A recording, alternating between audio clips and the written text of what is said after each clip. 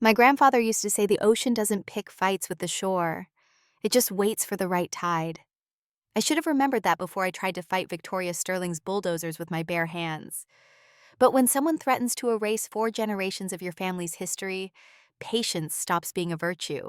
The morning started peaceful enough. I was standing on my grandfather's dock at dawn, coffee steaming in the cool Oregon air, watching the fishing boats head out past the breakwater. The Pacific stretched before me like hammered silver, endless and patient. This was my ritual. Every morning for the past 6 months since I'd moved back to Brennan Point, I stood here and listened to what the water had to say. Captain Henry Brennan built this dock in 1947, with Douglas fir and galvanized bolts that would outlast both of us. He taught me to read the tide tables before I could read chapter books. He showed me how to splice rope, set a crab pot, navigate by the stars, when the fog rolled in thick enough to hide your own hands. But the most important thing he taught me was patience. "Tide doesn't lie, boy," he'd say, his weathered hands working a fishing line. "People do. Water tells you everything if you know how to listen." I was listening that morning. The tide was coming in. The harbor seals were barking from their usual rocks. The sky was clear except for a line of clouds building on the western horizon. Storm coming in 2 days, maybe 3. Everything felt right with the world. Then I heard the diesel engines. The sound came from up the hill, where the county road curved past my property line. Not one engine, multiple engines. Heavy machinery grinding gears, the metallic clank of treads on pavement. I turned from the water and looked toward the access road that led down to my house. A convoy was coming. 3 white SUVs led the procession, their paint jobs so pristine they hurt to look at in the early sun. Behind them rolled a bulldozer, massive and yellow, its blade catching the light like a threat. An excavator followed, its arm folded like a praying mantis waiting to strike. 2 flatbed trucks brought up the rear, carrying equipment I couldn't quite make out from this distance. My hand tightened on the coffee mug. Nobody had business on this road except me and the occasional delivery truck. This wasn't a delivery, this was an invasion. I set the coffee down on the dock railing and walked up toward my house. The cottage sat about 100 yards from the water, a simple 1940s structure my grandfather had built after the war. Nothing fancy, just solid bones and a roof that didn't leak. Behind it stood the boathouse, the real crown jewel of the property. Built in 1922, all post and beam construction from old-growth cedar. My great-great-grandfather and his father had raised that building by hand. Every timber fitted with the kind of precision you don't see anymore. The convoy pulled to a stop at my front gate. It wasn't much of a gate, just a simple wooden bar across the gravel drive with a sign that read "Private Property" in faded letters. That gate had been there since 1985. Nobody had ever challenged it before. The first SUV's door opened and Victoria Sterling stepped out. I'd seen Victoria around Crescent Bay plenty of times over the past 10 years. She was hard to miss. Always dressed like she was heading to a yacht club luncheon, even at the grocery store. Today, she wore white linen pants, a pale blue cashmere sweater, and sunglasses that probably cost more than my monthly truck payment. Her dark hair was pulled back in a style that looked effortless, but I knew took serious money to maintain. She was the president of the Seaside Highlands Estates Homeowners Association. That was the subdivision that had sprouted up on the hills above my property about 10 years back. 800 homes, every single one painted in the same palette of beige, cream, and taupe that Victoria's Architectural Review Board deemed coastal appropriate. The cheapest house up there went for $1 million too. The views were spectacular. The people, in my limited experience, were not. Victoria had been making offers to buy my property for the past 5 years. Started at $600,000, worked her way up to $800,000. Always presented it as doing me a favor, like she was rescuing me from the burden of waterfront property. I'd said no every time. Politely at first, then less politely, and finally by not returning her calls at all. Apparently she'd decided to stop asking. 2 men climbed out of the SUV with her. One wore a cheap gray suit that didn't fit right across the shoulders. His tie was crooked, and he carried a leather portfolio like it might explode. County ID badge clipped to his belt. Inspector of some kind. The other man was built like a refrigerator stuffed into a high-visibility vest. Contractor written all over him. I didn't open the gate. Just stood there on my side of it, hands in my pockets, waiting. My grandfather's old Stetson sat on my head, sweat stained and weathered. I'd taken to wearing it when I came back from Seattle, trying to fill boots I knew I'd never quite fit. But this morning, with Victoria Sterling standing at my gate with a bulldozer behind her, that hat felt like armor. "Damien," Victoria said. Her voice was honey poured over razors. "So good to see you. We have a little matter of official business to discuss." "Official business." The words landed in my gut like stones. She gestured to the nervous man beside her. "This is Mr. Derek Walsh from the County Building Inspection Department." Walsh nodded at me, couldn't quite meet my eyes. That told me everything I needed to know. "Something I can help you with?"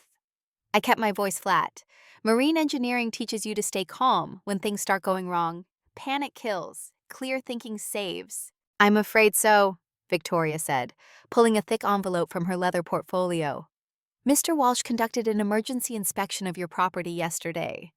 He found several critical violations that pose an imminent threat to public safety and environmental health." Emergency inspection. Yesterday.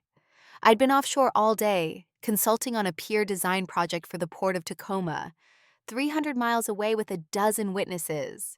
"Emergency inspection of what exactly?" I asked. "The structure," Victoria said, waving her manicured hand toward my boathouse like she was swatting a fly. "That old boat shed you've been clinging to." That old boat shed. My great-great-grandfather's workshop. The building where 4 generations of Brennans had learned their trade. Where my grandfather had taught me to plane a board, read a tide chart, tie a bowline that would hold in a gale. To her, it was just an eyesore blocking her view. "That boathouse has been standing for 102 years, I said. "It's not going anywhere." "Actually, it is," Victoria replied. Her smile widened into something that made my skin crawl. "Mr. Walsh has determined that the entire structure is compromised. Structural rot, toxic material contamination, imminent collapse risk. It's all in the report." Walsh stepped forward and clipped a document to my gate. His hands shook slightly as he did it. The paper was official-looking, covered in county seals and stamps. "Emergency Environmental Hazard Abatement Order," screamed across the top in red letters. I took it down and started reading. The words swam for a moment before my engineering brain kicked in and started processing. According to this report, my boathouse had extensive rot in the main support beams. Diesel fuel was allegedly leaking into the harbor from storage tanks I didn't have. Hazardous materials were being stored illegally in areas I'd never used for storage. Unpermitted electrical work posed an imminent fire risk. The list went on for 3 pages. Every single word was a lie. I'd inspected that boathouse myself 3 weeks ago. I was a marine structural engineer with 15 years of experience. I knew how to read a building's bones. The cedar timbers were as solid as the day they were raised. No rot, no leaks, no hazards. "This is fabricated," I said, looking up at Walsh. "You never set foot on my property." Walsh's face went red. He looked at Victoria, then at the ground, then back at his shoes. "The inspection was thorough and professional," Victoria cut in smoothly. "The county has determined this structure poses a significant risk to the harbor ecosystem and the surrounding community. You have 48 hours to begin demolition. If you fail to comply, the Seaside Highlands HOA, acting under special county environmental protection provisions, is authorized to proceed with abatement at your expense." She paused, letting that sink in. "The estimated cost of professional demolition is approximately $60,000. That will be placed as a lien against your property if you don't handle it yourself. $60,000. For tearing down a perfectly sound building based on a fake inspection report. This wasn't bureaucracy. This was warfare." "You can't be serious," I said. The hot-blooded part of me, the part that wanted to grab that fake report and shove it down Walsh's throat, started rising. I pushed it back down. "You think you can just show up here and demand I tear down 4 generations of my family's history?" "It's not me, Damien," Victoria said, picture of innocence. "It's the law. We're just concerned citizens trying to protect our community's environmental integrity. Surely you understand that as an engineer." She leaned in closer, dropping her voice to a whisper that only I could hear. "You know, your grandfather was just as stubborn as you. Refused every reasonable offer we made him. Refused to see progress when it was staring him in the face. Look where it got him, dead in his bed at 84 alone, surrounded by all this worthless waterfront he could have sold for retirement money. Instead, he left you with a tax burden and a rotting shed. The mention of my grandfather hit me like a fist to the solar plexus. She saw it land. Her smile widened. "I'm giving you a chance he never had," she continued. "Walk away now, take a fair buyout. $800,000. You could live anywhere, start fresh. Why cling to the past?" I looked past her at the bulldozer idling behind her SUV, at the men in the hard hats waiting for orders, at Walsh with his fraudulent paperwork and his guilty conscience. 48 hours, Victoria said louder now, stepping back. "For the good of the community." She turned and glided back to her SUV. The refrigerator in the vest followed. Walsh scurried after them, clutching his portfolio like a shield. I stood there long after they left, watching the dust settle on the access road. The emergency order hung from my gate, fluttering in the sea breeze. 48 hours, 2 days before bulldozers could legally roll onto my property and erase everything my family had built. Victoria Sterling thought she was dealing with some small-time property owner who'd fold under pressure. She thought I'd be scared of county paperwork and legal threats. She thought wrong. She'd dragged my dead grandfather into her scheme. She'd insulted his memory to my face. She'd brought a bulldozer to my home. She'd just started a war she wasn't prepared to fight. I pulled out my phone and called Jake Torres. He answered on the second ring, probably already at his boat repair shop even though it was barely 7 in the morning. "Jake, I need you to find me the best lawyer in the county, right now. The kind that doesn't scare easy." There was a pause. "What happened?" "HOA just gave me 48 hours to tear down my grandfather's boathouse. Or they'll do it for me and bill me into bankruptcy." "She finally lost her mind," Jake said. "Okay, I know someone. Margaret Chen, environmental law specialist. She's handled HOA cases before, so you beat them too. I'll text you her number." I hung up and dialed Margaret Chen before Jake's text even came through. She answered on the second ring.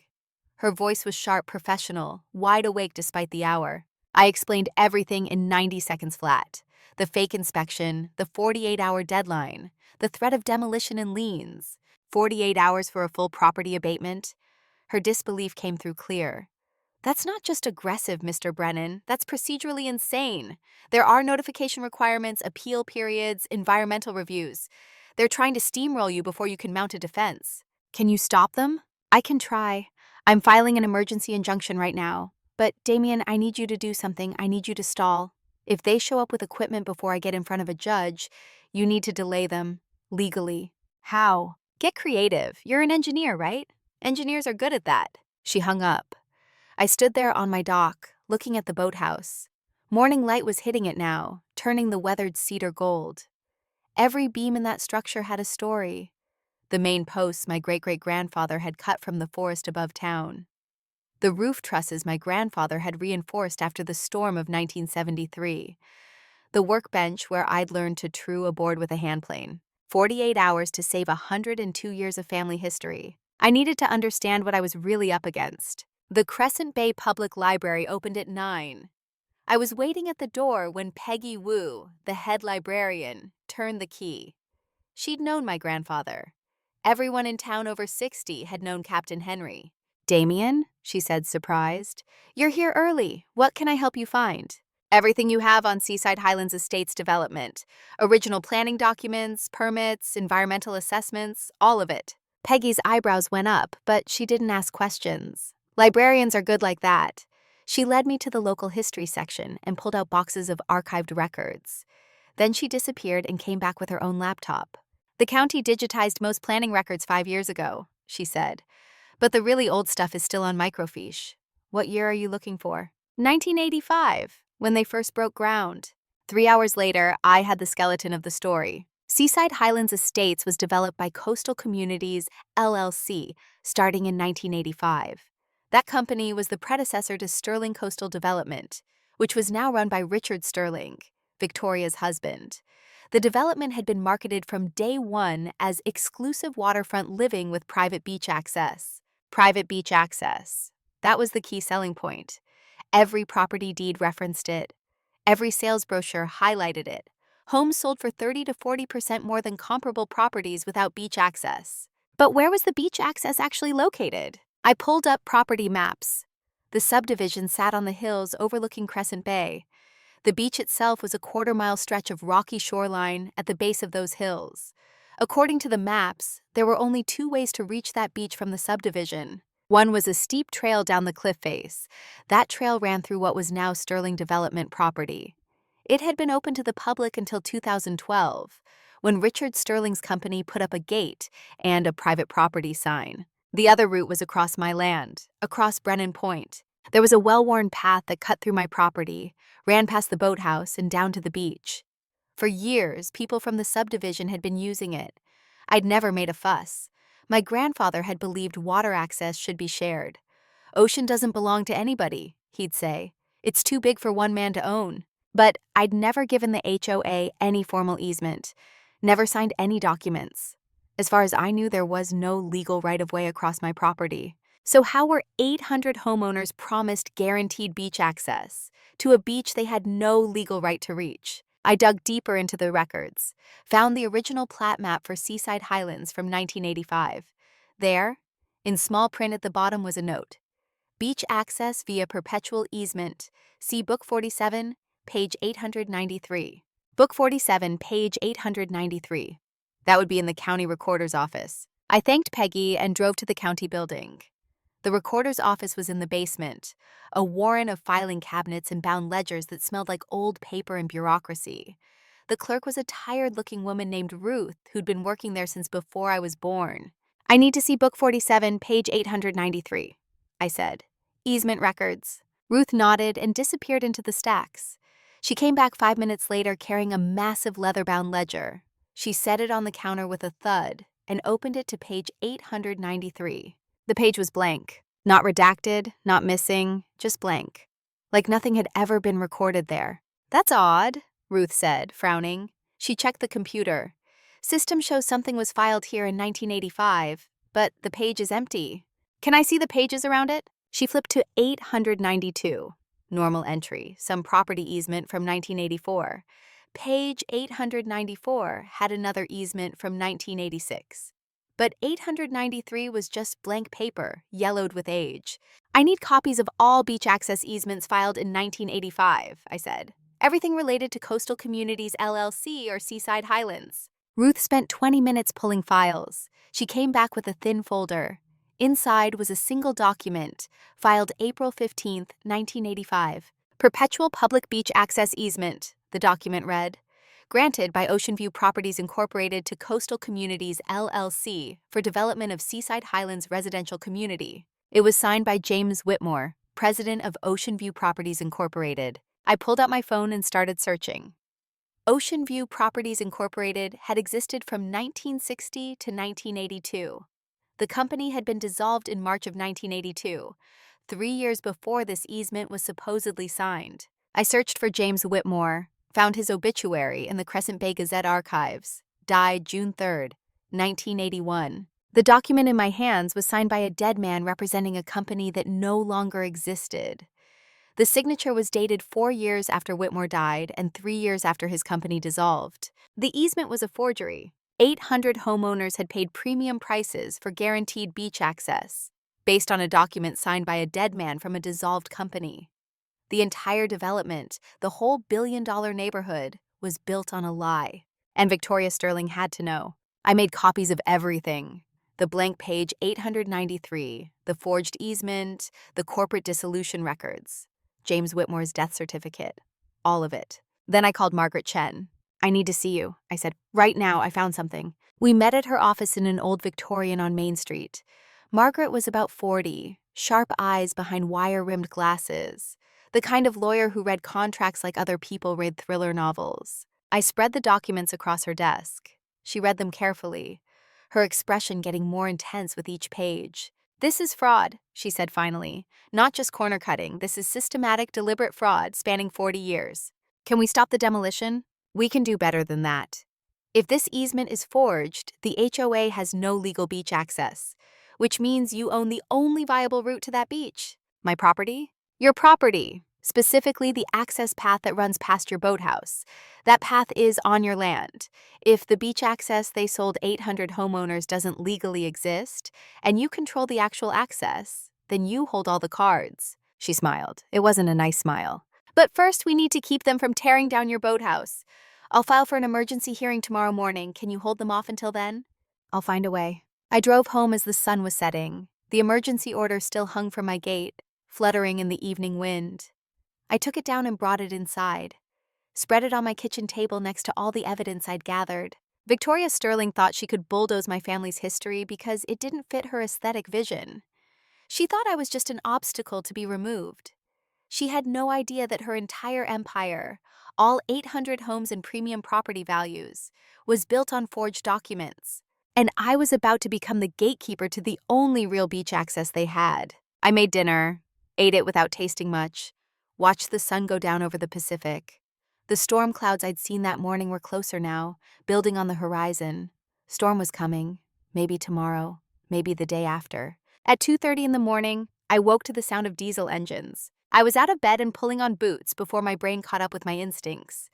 Through the window, I could see lights on my property, vehicle headlights, the rumble of heavy machinery. They weren't waiting for the deadline. They were coming now, in the dark, hoping to finish before anyone could stop them. I grabbed my phone and ran outside. The scene that greeted me looked like something out of a war zone. The bulldozer from that morning was back, its blade gleaming in its own headlights. An excavator had joined it, 2 work trucks with crews in hard hats. And standing beside all of it, clipboard in hand, was the contractor I'd seen with Victoria. No Victoria this time. She'd sent her crew to do the dirty work. "Stop right there!" I shouted, my voice carried across the property. "This is private land, you're trespassing!" The foreman, a weathered man in his 50s with a beer gut and a perpetual scowl, walked toward me. He held up a piece of paper. "We got authorization," he said. "Emergency abatement order. You didn't comply with the 48-hour notice. We're proceeding. That deadline isn't up for another 18 hours. We got a revised order. Immediate abatement authorized due to imminent public safety risk." He shoved the paper at me. I looked at it. It was on HOA letterhead, not county, signed by Victoria Sterling as president, invoking some clause about emergency community protection. "This isn't a legal order," I said. "This is HOA letterhead. You have no authority. Lady who hired us says otherwise. Now step aside or we'll call the sheriff and have you removed for interfering with official business." The bulldozer's engine roared to life. Black smoke belched from the exhaust. The massive machine lurched forward, treads chewing up my gravel drive, headed straight for the boathouse. I did the only thing I could think of. I ran in front of it. The operator saw me and hit the brakes. The bulldozer stopped 10 feet away, engine idling, blade lowered like a weapon. I could feel the vibration through my boots, could smell the diesel and hot metal. "You're going to have to run me over," I shouted up at the operator, "because I'm not moving." The operator was a younger guy, maybe 30. He looked down at me from his perch, and I saw something in his face. Not anger, uncertainty. He hadn't signed up for this. "Sir, I'm just doing my job," he called down. "Your job is to destroy private property based on a fake county order. You know what that makes you? A criminal. Destruction of property, trespassing, assault if you touch me with that machine." The foreman pushed forward. "We got authorization. We got paperwork." "You've got HOA letterhead and a lie. The county inspection was fraudulent. The inspector never set foot on this property. I have proof. And I have a lawyer filing an emergency injunction right now." That last part was stretching the truth. But they didn't know that. "You proceed with this demolition, and every one of you will be named in the lawsuit. Your company, your personal assets, everything you own." The foreman hesitated. I could see him calculating, weigh the money Victoria was probably paying against the risk of getting sued into poverty. Behind me, headlights swept across the property. Jake's pickup truck came roaring down the access road and skidded to a stop. Jake jumped out, followed by a woman I didn't recognize at first. Then I realized it was Lily Nakamura, the marine biologist who ran the research station 2 properties over. "Called the sheriff," Jake announced. "She's 5 minutes out." "And I've documented everything," Lily added, holding up her phone. "Multiple angles. Video and photos. If you destroy this property, it's all on record." The foreman looked at his crew, looked at the bulldozer, looked at me standing in front of it with Jake and Lily backing me up. "This is bullshit," he muttered. He pulled out his phone and made a call, turned away so we couldn't hear. But I could see his body language. He was telling someone this had gone sideways. 2 minutes later, Sheriff Kate Morrison's patrol car pulled up, light bar flashing. She got out and surveyed the scene with the weary expression of someone who dealt with too much nonsense in her 20-year career. "Somebody want to explain what's happening here?" she asked. The foreman started talking, but I cut him off. They're attempting to demolish my boathouse based on a fraudulent county inspection and an HOA order that has no legal authority. I have an attorney filing for emergency injunction in the morning. The court hearing is at 10 a.m. Sheriff Morrison held out her hand. Let me see the paperwork. The foreman gave her his documents. She read them carefully, shining her flashlight on the pages. Then she looked at me. You got anything to support your side? I handed her copies of everything I'd found. The forged easement, the death certificate, the corporate dissolution. She read through it all, taking her time. This is complicated, she said finally. Beyond my expertise. But what I can tell you is this. She looked at the foreman. HOA president doesn't have authority to override county inspection timelines. This revised emergency order isn't worth the paper it's printed on. You want to proceed, you need legitimate county authorization. We were told this was legitimate, the foreman protested. Then you were told wrong. Clear this equipment off private property, now. The foreman swore under his breath, but he was done fighting. He signaled his crew. Engines started shutting down. The bulldozer operator climbed down from his perch, looking relieved. This isn't over, the foreman said to me as he passed. Lady who hired us doesn't give up easy. Neither do I said. We all stood there and watched the convoy retreat back up the access road. Taillights disappeared around the curve. The sound of engines faded. My property was quiet again, except for the eternal sound of waves hitting the rocks below. Sheriff Morrison turned to me. Hearings at 10 tomorrow. That's what my lawyer said. Be there. And Damien, watch yourself. I've known Victoria Sterling for 15 years. She doesn't fight fair. After the sheriff left, Jake, Lily, and I stood on the dock watching the sky start to lighten in the east. Dawn was still an hour away, but you could feel it coming. The storm clouds had moved closer. Rain would be here by afternoon. Thank you, I said. Both of you. I couldn't have stopped them alone. That's what neighbors are for, Lily said. She was small, maybe 5'3", with dark hair pulled back in a ponytail, spoke with quiet intensity. I've been monitoring the harbor ecosystem for 3 years. Your boathouse isn't causing any environmental damage. That inspection report was fabrication. You know what really gets me? Jake said. He was staring toward the subdivision on the hills above us, lights starting to come on in the big houses. They did this same thing to my father. Different tactics, same goal. Force out the working people. Make room for their exclusive paradise. What happened to your father? Lily asked. Jake's jaw tightened. Manuel Torres ran a commercial fishing fleet out of the old harbor. 20 boats, employed 40 people. Then Sterling Development bought the harbor in 2014, tripled the dock fees overnight, said they were renovating to attract yacht owners. My dad couldn't afford the new rates, had to sell his boats one by one, lost everything, had a heart attack 18 months later, died at 62. Broken. I hadn't known that. Jake and I had grown up together, fished together as kids. But I'd been away for college and then work when his father died. I'm sorry, I said. Don't be sorry. Help me make sure they don't do it again, whatever it takes.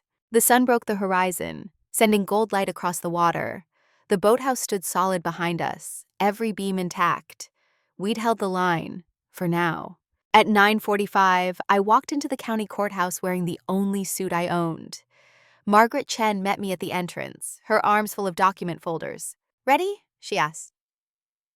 As I'll ever be. The courtroom was small, wood-paneled, smelling of furniture polish and old books. Judge Patricia Rodriguez presided, a woman in her 60s with steel-gray hair and eyes that missed nothing. She'd been on the bench for 20 years. Victoria Sterling sat at the plaintiff's table with 3 lawyers. They wore suits that cost more than my truck. Victoria looked calm, composed, confident. This was her element. But for the first time, I noticed the man sitting beside her, older, maybe 55, with silver hair and a face like carved granite. He wore a suit that probably cost $5,000 and a Rolex that cost $50. I recognized him from photos I'd found during my research. Richard Sterling, Victoria's husband, president of Sterling Coastal Development, the real power behind the throne. Judge Rodriguez called the hearing to order. This is an emergency petition for injunction against demolition. Ms. Chen, you're representing Mr. Brennan? Yes, Your Honor. We're seeking to prevent demolition of a historic structure based on what we believe is a fraudulent inspection report. The HOA's lead attorney stood. His name was Preston Blackwell, according to the nameplate on the table. Your Honor, this is a simple matter of public safety. A county inspector found critical violations. The property owner refuses to comply. The HOA is merely trying to protect the community. Let's see the inspection report, Judge Rodriguez said. Walsh's report was entered into evidence.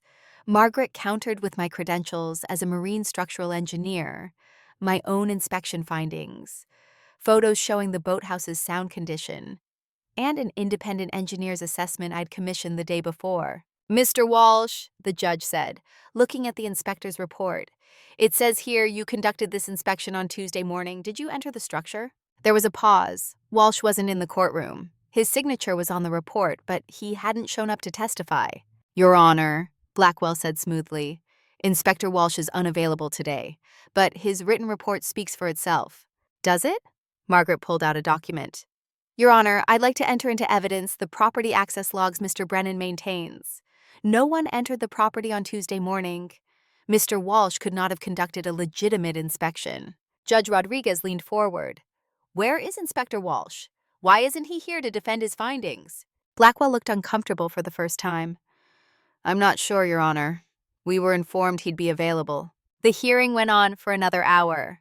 Margaret methodically dismantled the inspection report, showed that Walsh had a history of working with Sterling Development on various projects, raised questions about conflict of interest. Then she brought out the big guns, the forged easement, the dead man's signature, the corporate dissolution records. Your Honor, she said, this isn't just about a boathouse. This is about a pattern of fraud spanning 40 years. The Seaside Highlands HOA has been operating under false pretenses since 1985. They've sold 800 homeowners on beach access that was never legally granted. And now they're trying to demolish my client's property because it stands in the way of their scheme. Victoria's face went pale. Richard Sterling's expression didn't change, but his hand tightened on the armrest. Judge Rodriguez studied the documents for a long time. The courtroom was silent except for the ticking of the wall clock. I'm granting the injunction, she said finally. Demolition is stayed pending full investigation of these matters. Inspector Walsh will be required to appear before the County Oversight Board to explain this inspection. And I'm referring the question of the forged easement to the District Attorney's Office for review. She looked at Victoria. Mrs. Sterling, the HOA has no standing to enforce county building codes. That's not your authority. If I see another midnight demolition attempt, I'll hold the responsible parties in contempt. Are we clear? Yes, Your Honor, Victoria said. Her voice was tight. Outside the courthouse, Margaret shook my hand. That went as well as we could have hoped. You've got 30 days minimum, probably longer. What happens next? They'll try to negotiate. Offer you money to make this go away. Don't take it, not yet. We need to find out how deep this fraud goes. I watched Victoria and Richard leave through a side entrance. They were surrounded by lawyers, talking in urgent whispers. Richard pulled out his phone and made a call, his face carved from stone. As I walked to my truck, he turned and looked directly at me across the parking lot. Our eyes met.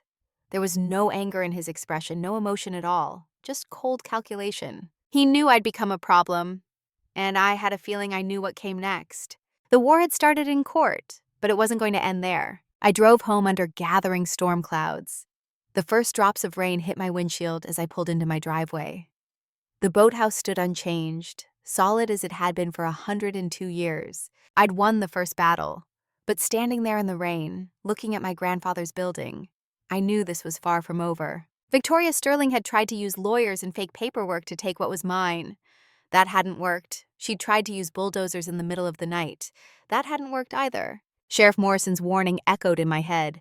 She doesn't fight fair. If legal methods and brute force had failed, what would Victoria try next? I found out 3 days later when I came home to find my boat missing from its mooring and drifting toward the shipping lanes with a container ship bearing down on it. But that's a story for another time. For now, I stood in the rain and watched the storm roll in from the Pacific. My grandfather used to say the ocean doesn't pick fights with the shore. It just waits for the right tide. I was learning to wait, learning to be patient like the water. But patience has its limits.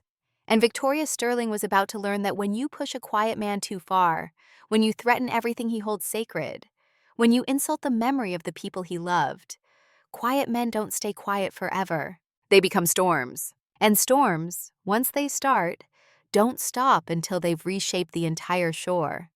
I thought winning in court meant the fight was over. My grandfather would have laughed at that. He always said the ocean doesn't quit when you beat one wave. It sends another and another until you learn to respect what you're up against. I should have remembered that before I came home to find my boat missing from its mooring. 3 days. That's how long I'd been away in Seattle, consulting on a pier design project for the Port of Tacoma. Good money, important work. The kind of marine engineering that pays the bills and keeps your skills sharp. I'd left on Tuesday morning right after the court hearing.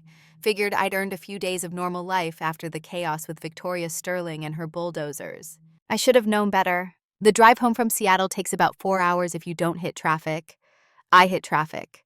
Construction on I-5, an accident near Olympia, the usual Friday evening exodus from the city. By the time I crossed into Oregon, the sun was already sinking toward the horizon, painting the coastal hills in shades of amber and gold. I was tired.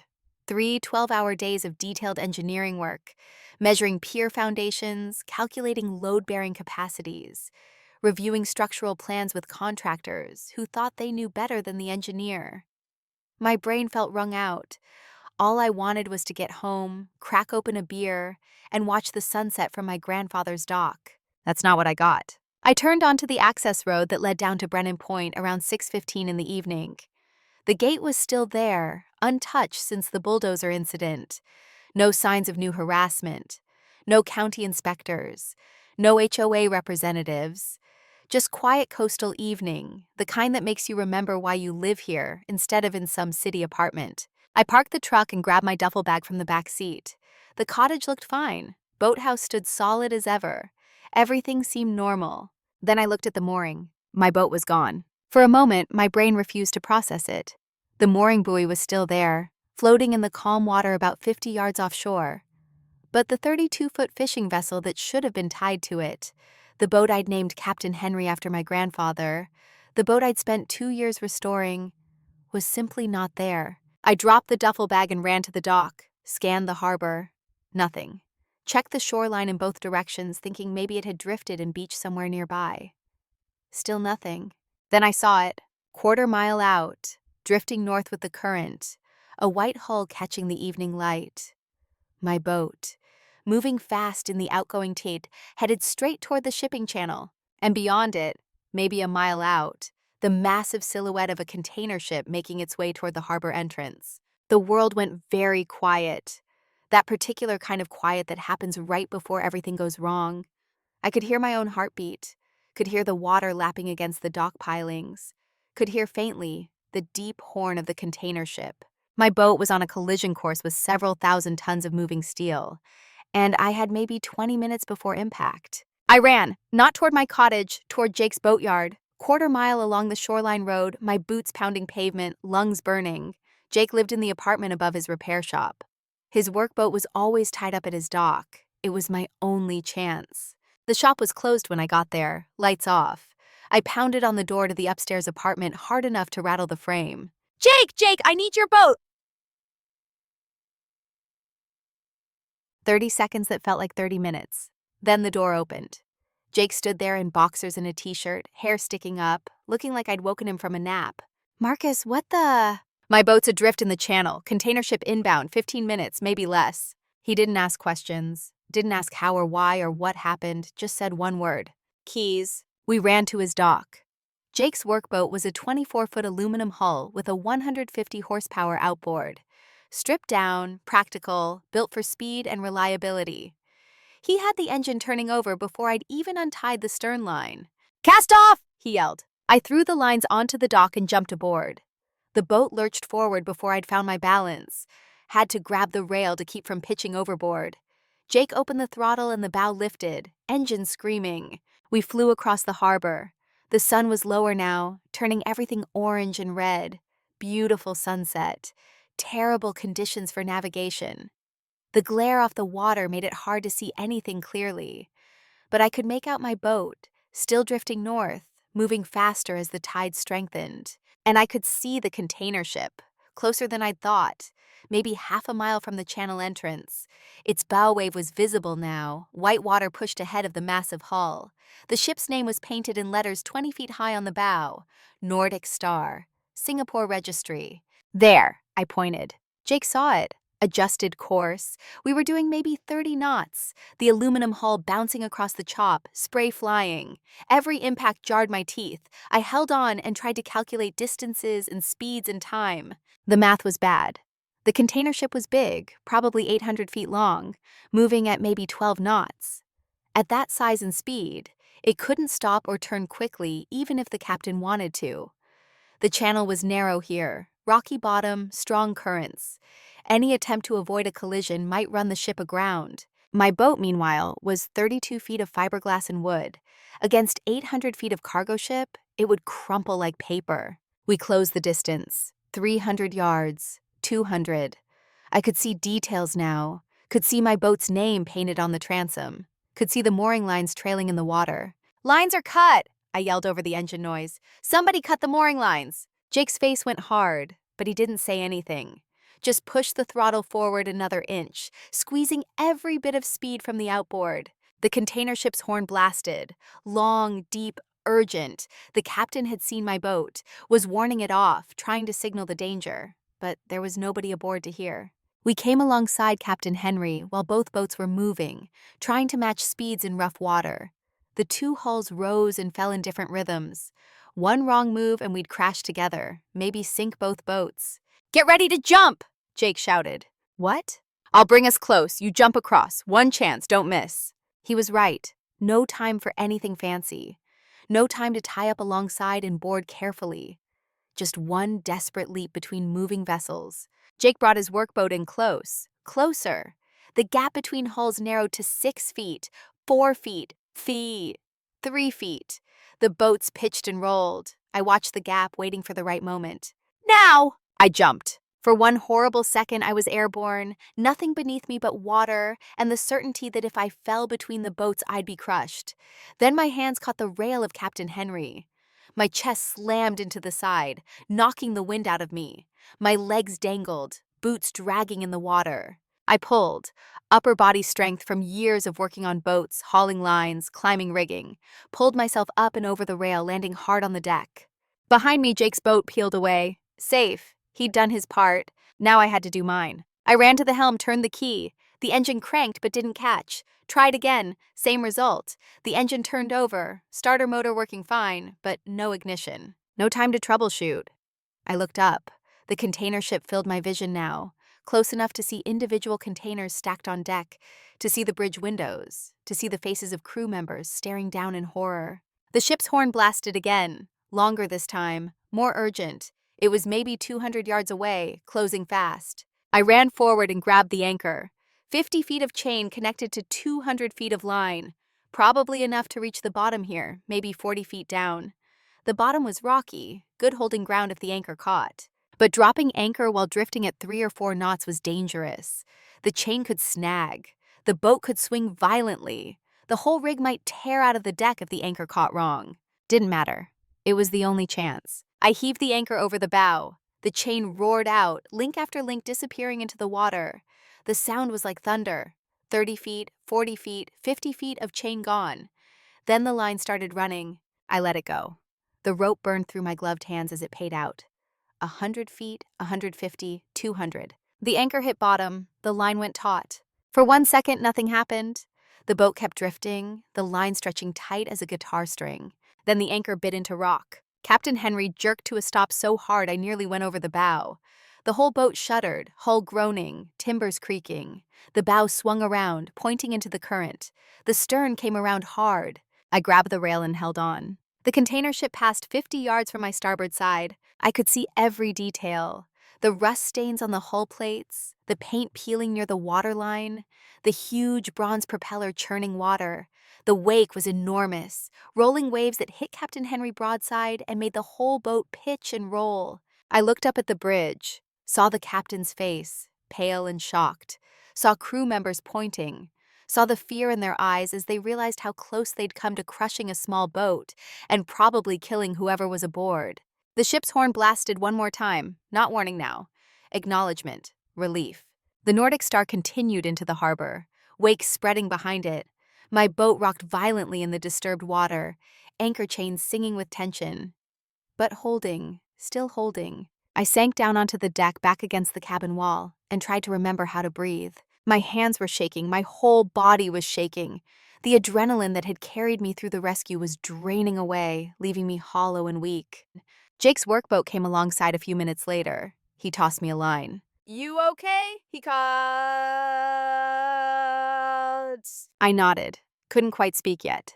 "Coast Guard's on the way. Somebody on that container ship radioed them." I looked at the mooring line still trailing from Captain Henry's bow cleats, walked forward on unsteady legs and pulled one aboard. The end was clean, cut with something sharp. Knife or bolt cutters. Same with the other line. Both cut through deliberately. This wasn't an accident. Somebody had come to my mooring in the middle of the night, probably in a small boat or kayak, and cut my vessel loose. Timed it for the outgoing tide. Timed it for when a container ship would be entering the channel. Somebody had tried to kill my boat. Maybe tried to kill me if I'd been aboard. The Coast Guard cutter arrived 20 minutes later, a 47-footer with United States Coast Guard painted in big letters on the hull. Lieutenant Commander Sarah Patel came aboard, a compact woman in her 40s with sharp eyes and 20 years of maritime law enforcement written in her posture.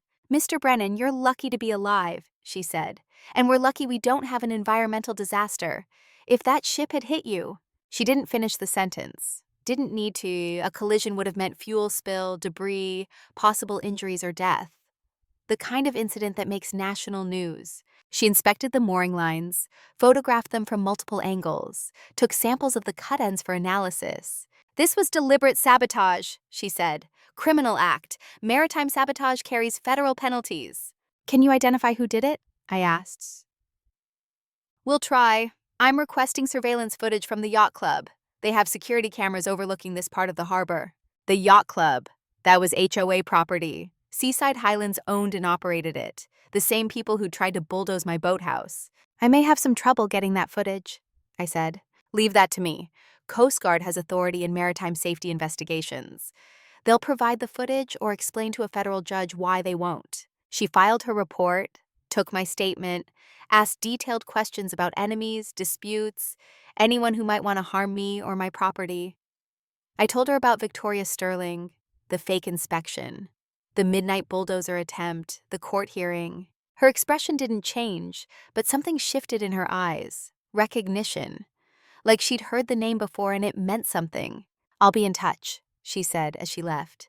"In the meantime, Mr. Brennan, watch yourself. Whoever did this escalated from property harassment to potential manslaughter. They're not playing games anymore." That night, I slept aboard Captain Henry, anchored in the harbor. Didn't trust leaving the boat unattended again. Didn't trust much of anything anymore. Lying in the small cabin, listening to water lap against the hull, I thought about my grandfather. Wondered what he would do in this situation. Henry Brennan had fought in the Pacific during World War II, survived kamikaze attacks, typhoons, 3 years of combat, came home and built a life from nothing, never complained, never quit. But he'd also never faced an enemy like Victoria Sterling. An enemy who hid behind lawyers and county paperwork and midnight sabotage.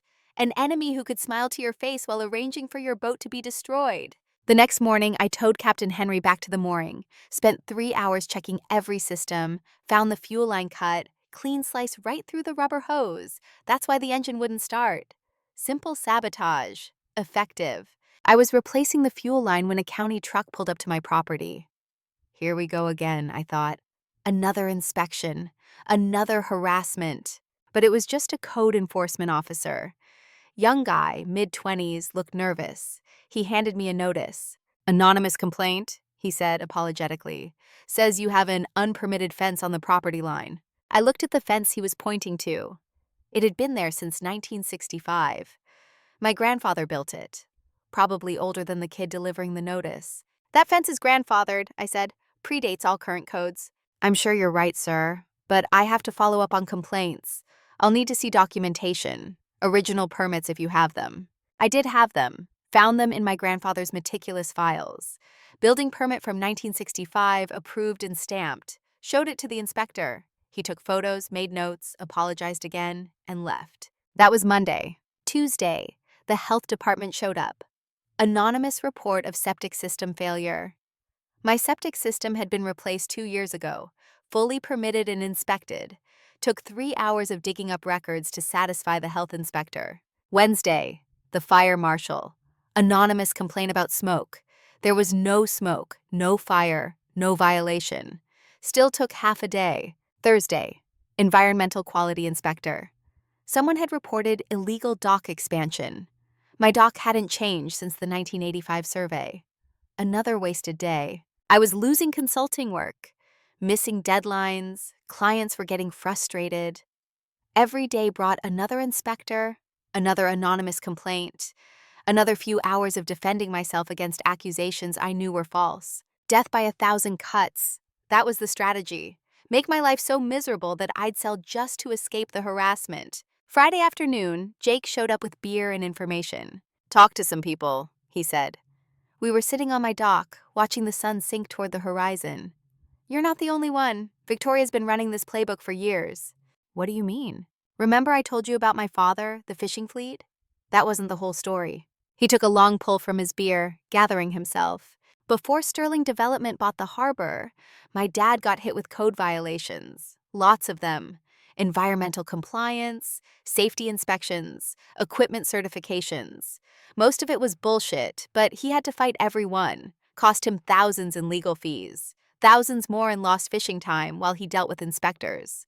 "Same pattern," I said. "Exactly the same." They wore him down, made it too expensive to keep fighting. When they finally made their buyout offer, he was too tired to say no. Sold for half what the business was worth. Jake's voice was tight, controlled anger that had been building for years. He had a heart attack 6 months later. Massive coronary. Died before the ambulance got there. He was 62 years old. We sat in silence for a while. Just the sound of water and seabirds and the distant rumble of traffic on the coast highway. "I'm not going to let them do that to you," Jake said finally. "Whatever it takes." "I appreciate that, but this is my fight." "No, it isn't. It stopped being just your fight when they tried to sink your boat. When they started attacking everyone who doesn't fit their idea of what this town should be." Over the next few days, Jake introduced me to others. People I'd seen around town but never really talked to. People who had their own stories about Victoria Sterling and the HOA. Owen Reyes lived in a small cottage on the edge of the subdivision boundaries.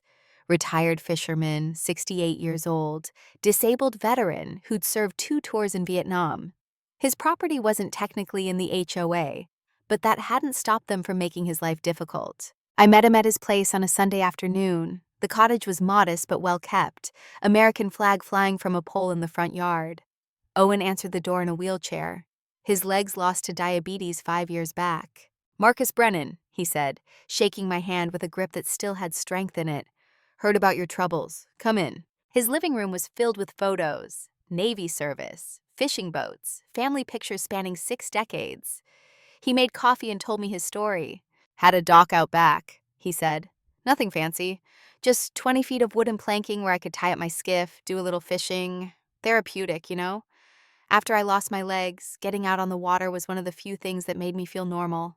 "What happened to it?" "HOA happened to it. Said it was an unauthorized structure. Said it violated their aesthetic standards. This was 4 years ago. I told them my property predated their HOA by 30 years. Didn't matter. They hit me with violations, fines, threatened to put a lien on my house." He wheeled over to a filing cabinet and pulled out a thick folder. Papers, letters, legal threats. "I'm on a fixed income, disability and Navy pension. Couldn't afford lawyers, couldn't afford to fight. So I tore down the dock myself. Spent a weekend pulling up boards I'd hammered down with my own father in 1974. His voice cracked slightly. "I still dream about it sometimes. 50 years I fished from that dock, taught my grandkids to cast from there. Now it's gone because some HOA president thought it looked too working class for her precious view." "I'm sorry," I said. "Don't be sorry. Get even. Whatever you're planning, count me in." Maria Santos ran a kayak rental business from a small shop near the harbor. I'd seen her operation, always thought it was well run. Families renting kayaks, kids learning water safety, tourists exploring the coastline. Good business, good for the community. Victoria Sterling had tried to destroy it. "Commercial activity in residential zone," Maria said when I visited her shop. She was 62, silver hair pulled back in a braid, skin weathered from decades on the water. That's what they sued me for.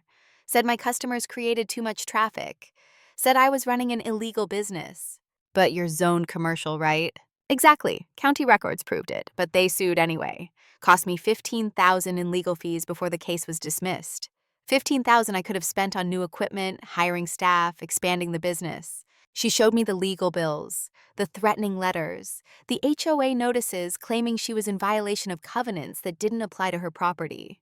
You know what the worst part was? She asked. The isolation.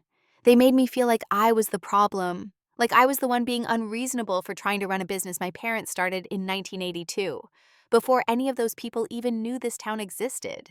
I met the Chen family next. Elderly couple in their 80s.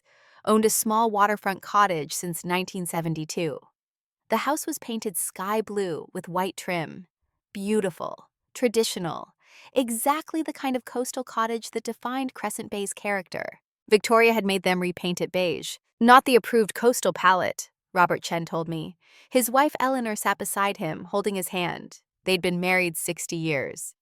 Our house was here before the HOA existed, 35 years before, but they said it violated aesthetic standards. We fought for 2 years, Eleanor added. Her voice was soft but steady. Letters, hearings, violations, fines that kept adding up. Finally, we just gave in, painted our home the color they demanded, beige number 47 from their approved list. She looked at her house through the window.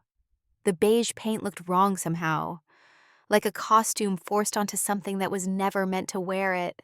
I hate that color, she said quietly. Every time I look at it, I remember giving up, remember letting them win. Pattern after pattern, story after story.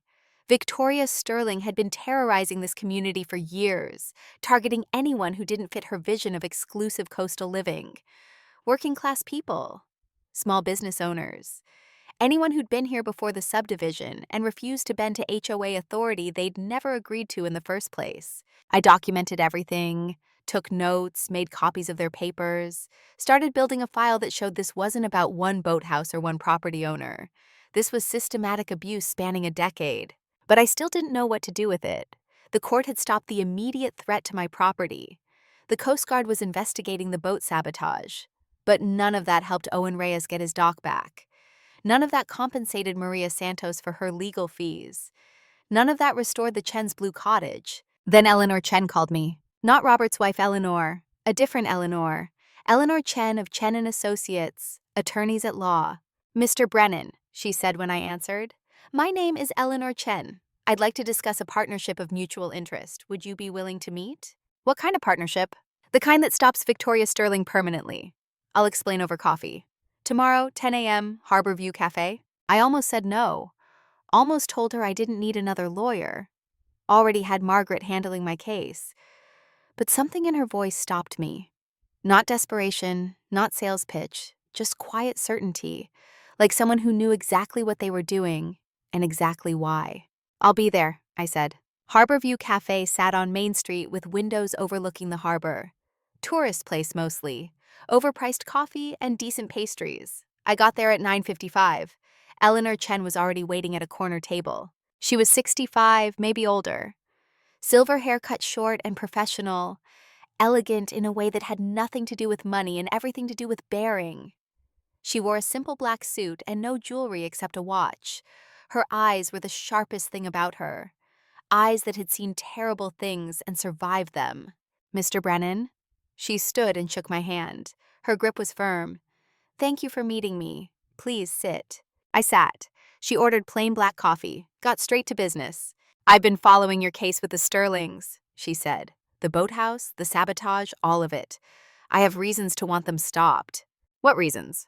8 years ago, my daughter drowned at Crescent Bay Beach. The words landed like stones. I started to offer condolences, but she held up a hand. Her name was Sarah. She was 19, home from college for the summer. She went swimming at the beach below Seaside Highlands, the private beach that Sterling Development owned. Eleanor's voice was steady, but I could hear the weight behind it. Years of grief compressed into controlled sentences. The beach had illegal barriers. Sterling had installed them to create exclusive swimming areas for property owners. The barriers prevented access to safe exit points. When the riptide came in that afternoon, Sarah was trapped against the rocks. She couldn't get around the barriers, couldn't reach safety. Coast Guard arrived 18 minutes after the 911 call. She'd been underwater for 15 minutes by then. I didn't know what to say.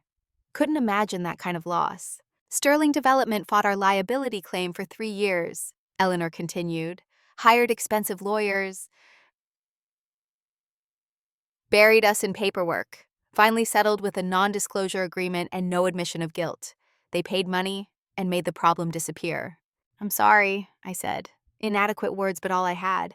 Don't be sorry. Help me finish what I started. She pulled a folder from her briefcase. I spent the last 8 years fighting for public water access. Donated most of the settlement money to marine safety advocacy.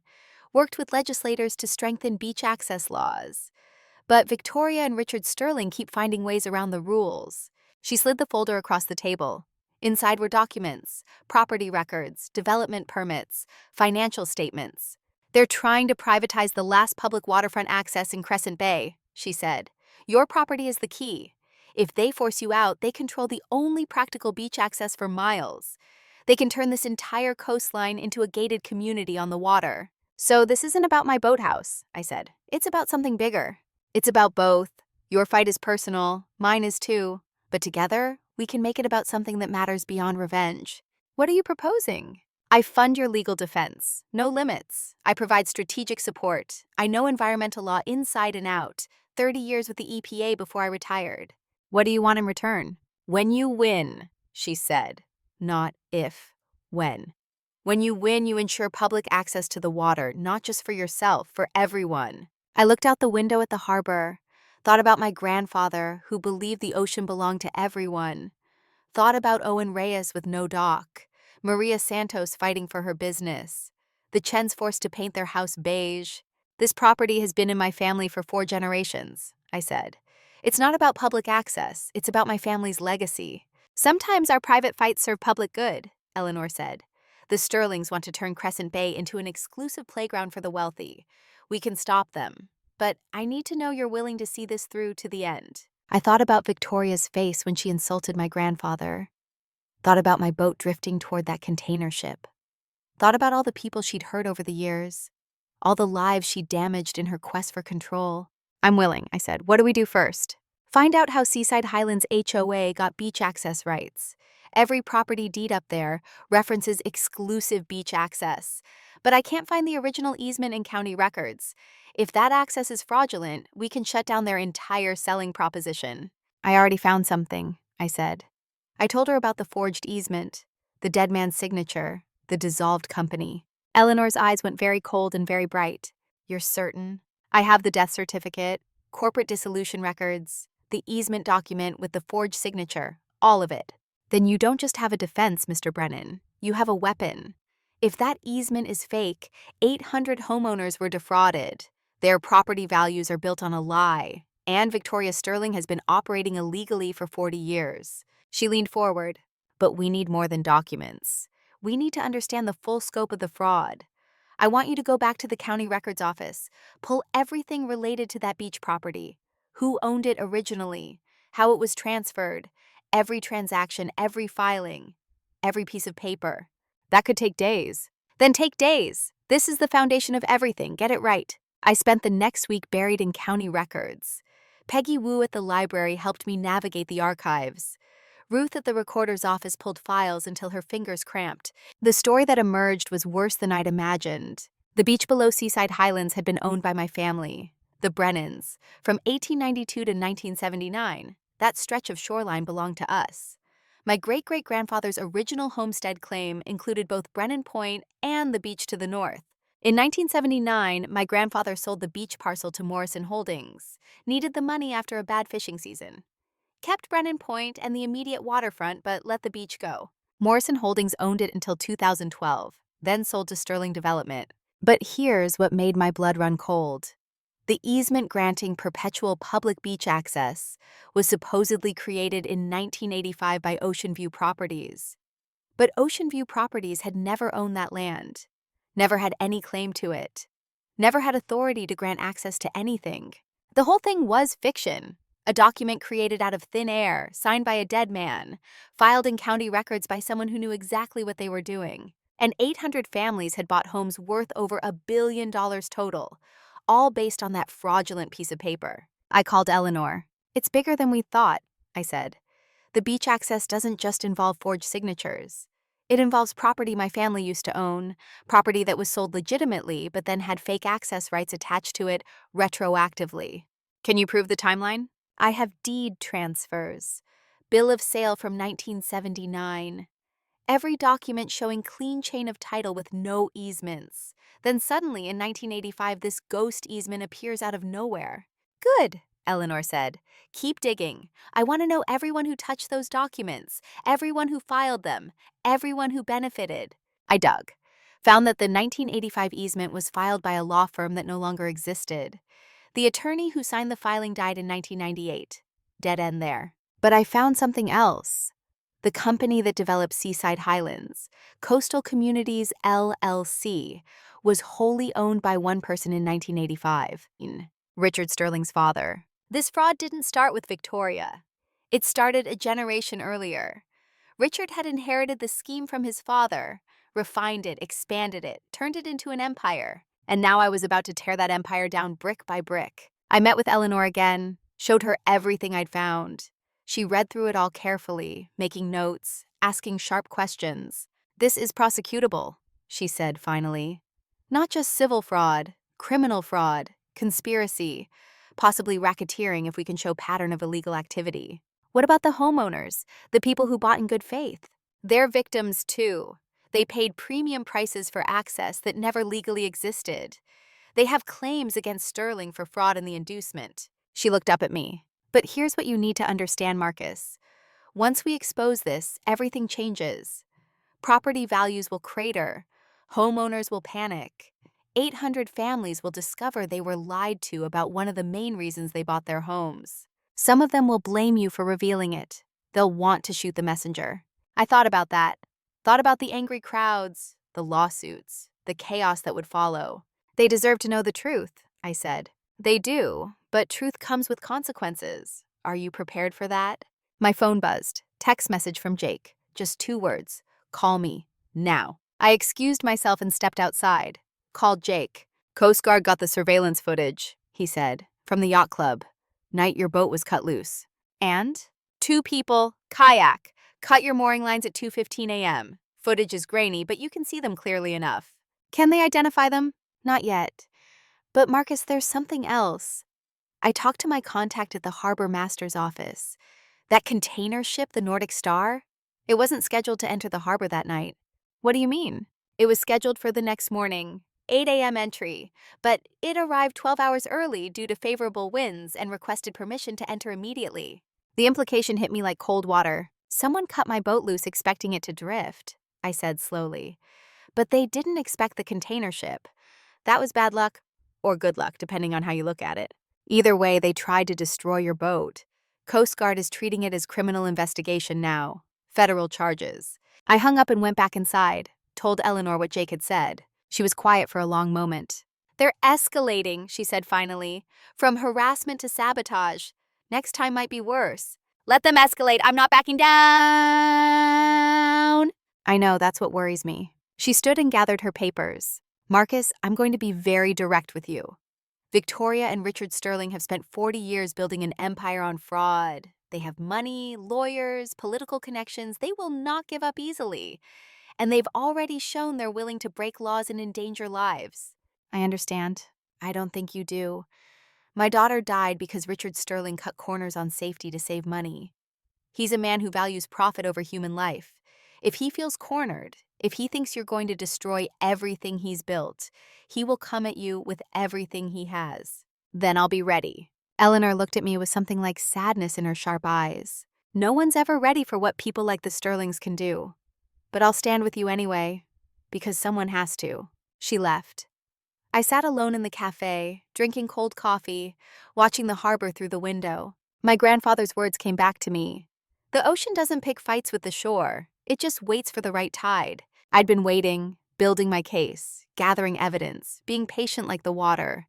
But patience was about to end, the tide was turning, and when it came in, it was going to wash away 40 years of lies and leave Victoria Sterling with nowhere to hide. I just had to survive long enough to see it happen. My grandfather always said the ocean has its own kind of justice, slow, patient, inevitable. He was talking about erosion, how water carves away rock grain by grain until mountains fall. But watching Victoria Sterling's face as I padlocked the gate to the only beach her 800 homeowners thought they owned, I finally understood what he meant. Sometimes justice doesn't roar in like a storm. Sometimes it arrives quiet as the tide, locks the door and walks away. The gate went up at 6 on a Saturday morning. Jake and I had been working since 4:30 in the pre-dawn darkness, setting posts in concrete, bolting on the frame. Professional-grade steel, 12 feet wide, 8 feet tall, galvanized to resist the salt air. Electronic lock with a keypad, the kind of gate you see at industrial facilities, not residential driveways. But this wasn't a residential driveway anymore. This was the front line of a war. We mounted the sign as the eastern sky started turning gray. Heavy-gauge aluminum, professionally printed. The words were simple and absolutely clear. Private property, no trespassing, Brennan Point, LLC, violators will be prosecuted. The gate blocked the old access road that cut through my property down to the beach. The same path that 800 homeowners had been using for years, thinking they had legal right to be there. The same path that was built on a lie. Jake stepped back and looked at our work. The gate stood solid across the road, fresh metal gleaming in the growing light. Think she'll try to tear it down? Yeah, maybe. Let her try. That's federal steel. Take more than bolt cutters. I meant legally. Legally, it's my property, my gate, my right to control access. I pulled out my phone and took photos from multiple angles. Documentation. Everything needed to be documented now. She wants to challenge it. She can explain to a judge why her fake easement should override my property rights. The sun cleared the horizon just as we finished. Saturday morning in early summer, the kind of day people wake up early for. Beach weather, perfect conditions for the chaos about to unfold. First car arrived at 6:45. Silver Mercedes, probably 15 years old, but maintained like new. Older woman behind the wheel, maybe 70. She pulled up to the gate and just sat there for a moment, staring at it like it might disappear if she looked hard enough. Then she got out. "What is this?" Her voice carried across the 50 feet between us. Not angry yet, just confused. "You can't block the beach access." I walked toward the gate, stayed on my side of it. "This is my property, ma'am. The beach access you've been using was never legally granted. You've been trespassing." Trespassing? I've walked this beach every morning for 18 years. This is our beach, the HOA beach. "No, ma'am, this is Brennan family property. Has been since 1892. Check your deed. Show me where beach access is actually guaranteed." She pulled out her phone, started making calls. Within 5 minutes, 2 more cars arrived, then 5 more, then a steady stream. By 7:15, there were maybe 40 people gathered on the other side of the gate, families with beach chairs and coolers, young couples in workout clothes who'd planned morning beach runs, elderly pairs who'd walked this route together for decades, kids with boogie boards and sand toys, not understanding why the grown-ups were upset. The mood was shifting from confusion to anger. "I paid $1.5 million for my house." One man pushed to the front, red-faced, wearing expensive athletic wear. "Beach access was guaranteed. You can't just lock us out." "Read your deed," I said. My voice stayed calm. Engineering training. Stay analytical when emotions run hot. "Show me the specific clause guaranteeing access across this property." He didn't have his deed. None of them did. They'd bought homes based on sales promises and marketing brochures, never actually reading the legal documents. "This is theft." A woman in her 50s, designer sunglasses pushed up on her head. "You're stealing our property rights." "I'm not stealing anything. I'm protecting my property rights, the ones my family has held for 4 generations. More cars kept arriving. The access road was getting clogged. People were parking wherever they could find space, walking down to see what the commotion was about. By 8 o'clock, maybe 100 people crowded on the far side of the gate. An elderly woman pushed through the crowd. She had to be in her 80s, using a walker, moving slowly but with determination. The crowd parted for her. "Young man," she said when she reached the gate. Her voice shook slightly, but her eyes were clear. I have walked this beach every morning since 1987. Every single morning, rain or shine. This is our beach. This one hurt. She reminded me of my own grandmother. Probably had similar morning routines, similar quiet rituals that gave shape to her days. I'm sorry, ma'am, I said, and I meant it. But this is my beach. It's always been my family's beach. The access you were promised was based on forged documents. You've been trespassing for 37 years. She started crying, not dramatic sobbing, just quiet tears running down weathered cheeks. Someone helped her back through the crowd. A young mother with two small kids pushed forward next. The children were maybe 5 and 7, wearing swimsuits, carrying plastic buckets and shovels. My children have played here their whole lives, she said. Her voice was tight with controlled anger. What am I supposed to tell them? That some property owner decided to lock them out? The kids were starting to cry now too. They didn't understand property law or forged easements. They just knew the beach was gone. Tell them the truth, I said quietly. Tell them that someone lied to you, that you were sold something that was never real, and that I'm not the one who took it away.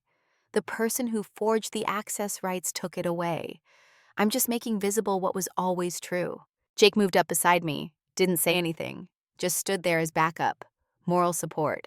The crowd was getting louder, angrier. People were shouting now, talking over each other. Someone threw an empty water bottle. It hit the gate and bounced off harmlessly. Then I heard the engine I'd been waiting for. Victoria Sterling's white SUV came down the access road, doing at least 40, way too fast for the narrow road. She slammed on the brakes and skidded to a stop 20 feet from the crowd. The door flew open and she came out like a missile. She was dressed for tennis. White skirt, white polo, white visor, like she'd been pulled away from the country club. Her face was flushed. From exercise or rage, hard to tell. The crowd parted for her the way they'd parted for the elderly woman. But this time it was fear, not respect, that moved them aside. Open this gate immediately! She didn't approach it, just stood there in the middle of the crowd like a general addressing troops. No, I said. You have no right to block public beach access. Show me the easement granting public access across my property. Book 47, page 893. Victoria's eyes narrowed. She knew what page 893 was, or rather, what it wasn't.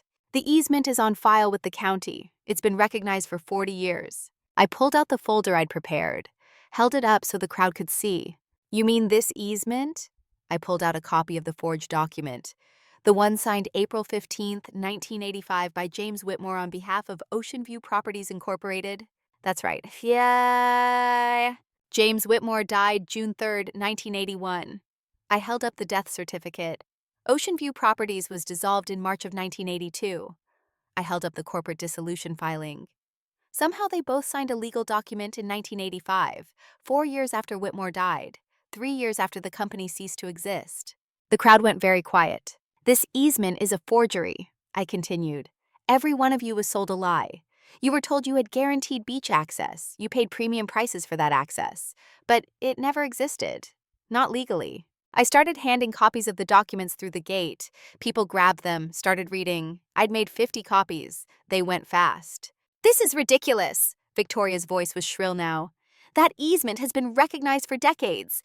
One property owner can't simply void it with conspiracy theories. These aren't theories. They're facts. Death certificates, corporate records, all available from public records anyone can verify. A man in the crowd looked up from reading the documents. We were lied to. His voice was quiet, shocked. The HOA sold us beach access you never had the right to grant. Sterling Development sold you houses based on fraudulent access rights, I said. You should be asking your HOA president how that happened. The anger in the crowd was shifting, not disappearing, just finding a new target. People were looking at Victoria now with different eyes, not as their defender, as someone who owed them answers. This is absurd. Victoria pulled out her phone. I'm calling the sheriff. You can explain false imprisonment to her. These people have legal right of way. Call her, I already have. That stopped Victoria mid-dial. What? Sheriff Morrison is reviewing all the documents. She's aware of the situation. She's on her way. That was only partially true. I'd called the sheriff's office and left a detailed message explaining what I was doing and why. No idea if Morrison had actually listened to it yet, but Victoria didn't know that. Victoria's phone rang. She looked at the screen and her face changed, went from angry to something harder to read. She answered. Yes. Pause. I understand. Longer pause. Fine. She hung up and looked at the crowd. For just a second, the mask slipped. I saw fear underneath. Everyone needs to go home, she said. This is a property dispute. The HOA board will handle it through proper legal channels. When can we use the beach? Someone called out. That's under review. Review for how long? Victoria didn't answer. Just got back in her SUV and drove away. Left 100 angry homeowners standing at a locked gate with no answers. Sheriff Morrison arrived 20 minutes later. Her patrol car pulled up slowly, light bar off. She got out and surveyed the scene with the expression of someone who'd been a cop long enough to recognize trouble when she saw it. Mr. Brennan, she said, can we talk privately? We walked away from the gate, out of earshot of the crowd. You know what you're doing here? She asked quietly. Protecting my property. You're creating a crisis that's going to affect 800 families. Those families were defrauded. I'm not the one who created this crisis. I'm just making it visible. Sheriff Morrison looked back at the crowd. Some people were leaving, defeated. Others were staying, like they thought the gate might disappear if they waited long enough. My grandmother sold that beach in 1979, she said. Morrison Holdings. Did you know that? I found it in the property records. She died 5 years ago. Never knew about the forged easement. Never knew that her property sale had been used as basis for fraud. The sheriff's voice was flat, professional, but I could hear something underneath. I've been up all night reviewing your documents. Everything you sent me. And you're right. That easement is fraudulent. The signature dates are impossible. The grantor had no authority. She looked at me directly, which means this gate stays. Relief washed through me. The law was on my side, at least for now. Sheriff Morrison turned to address the crowd, raised her voice so everyone could hear. Listen up. This gate is on private property. Mr. Brennan has legal right to control access to his land. The easement, some of you were told, guarantees beach access is under legal review. Until that review is complete, this gate stays closed. If anyone has concerns, contact your HOA board or consult with your real estate attorney. What about our beach access? Someone shouted. That's between you and the people who sold you your homes. Not my jurisdiction.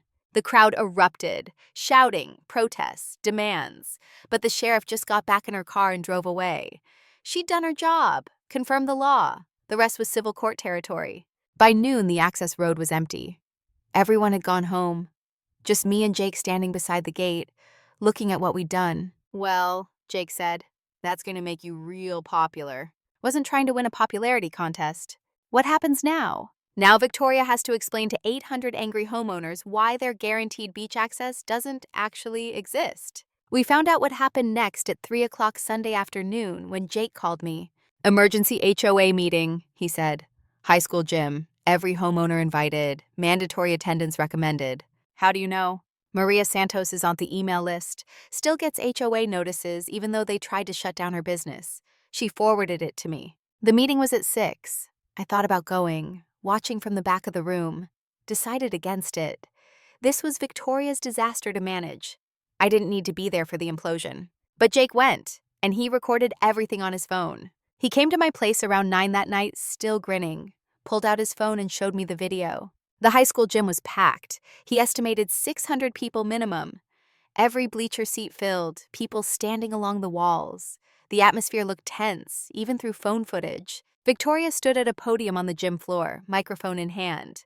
3 other HOA board members sat at a table behind her. They all looked like they wanted to be anywhere else. We're here to address the beach access situation, Victoria began. Her voice echoed in the large space. We're dealing with a malicious property owner who's attempting to extort this community. Murmurs rippled through the crowd. Beach access has been established for 40 years.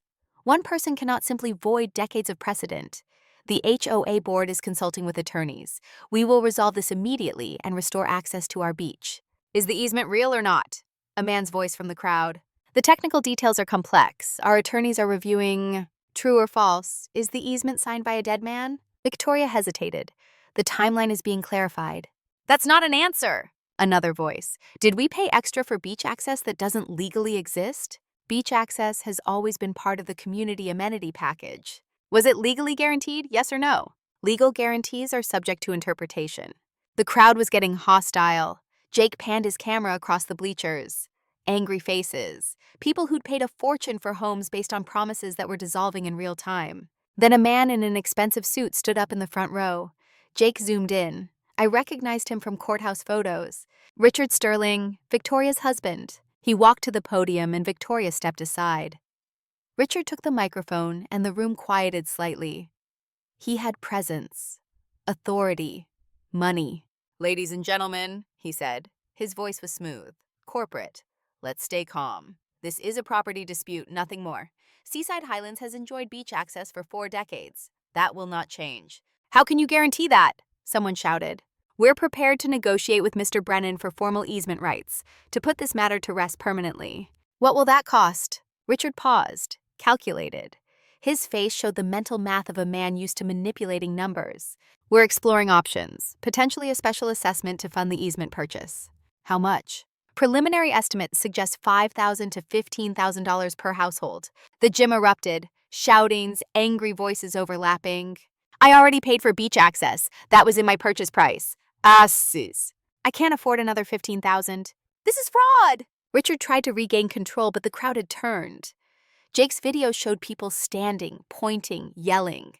The HOA board members looked terrified. Someone near the front stood up. Woman in her 40s, Jake's camera caught her face. Teacher type. Looked more sad than angry. I move for a vote of no confidence in the current board. "Seconded," multiple voices. Victoria grabbed the microphone back. "That's not proper procedure. We have established bylaws for board challenges." "Your bylaws got us into this mess. I call for a vote. All in favor of removing the current board?" The response was overwhelming. Jake's camera couldn't count the raised hands, but it looked like 3/4 of the room minimum. "All opposed?" Maybe 50 hands, maybe. Motion passes. This board is removed effective immediately. Victoria stood at the podium, microphone in hand, looking at an ocean of hostile faces, her empire crumbling in real time. She started, stopped, started again. "We'll reconvene once emotions have settled." "We'll reconvene when you explain how you sold us fraudulent beach access," someone yelled. Victoria walked off the gym floor. Richard followed. The other board members scattered like frightened birds. Behind them, 600 homeowners dissolved into chaos. Jake's video ended there. "That was beautiful," he said, tucking his phone away. "Absolute beautiful disaster." "What happens now?"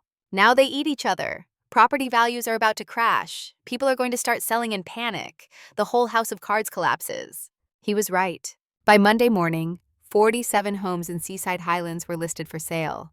All of them quietly removed the phrase "exclusive beach access" from their listings. Property values that had been inflated by waterfront amenities started deflating fast.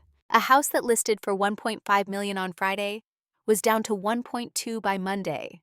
By Wednesday, $900,000 with no offers. Banks started calling homeowners. Properties were being reassessed. Some mortgages were underwater within days. People who'd been house rich and cash poor suddenly discovered they owned less than they owed. The local newspaper picked up the story Tuesday. "Luxury community built on forged documents?" The headline made the front page. By Wednesday, it was in the Portland papers. Thursday, Seattle. By Friday, a TV crew from a Portland station was setting up cameras on the beach below Seaside Highlands, interviewing angry homeowners about fraud and property values. I declined all interview requests. Let my lawyer handle media questions. This wasn't about publicity. It was about justice. But the financial pressure on Sterling Development was immense. Eleanor had contacts in the banking industry. She fed me information as it came in. Sterling Coastal Development was leveraged 8-to-1. $60 million in debt secured by property values in Seaside Highlands and related developments. The company was publicly traded, small cap. Stock price had been $18 a share before the Beachgate incident. By the end of the week, it was down to $4, then $2. Banks were reviewing loan covenants.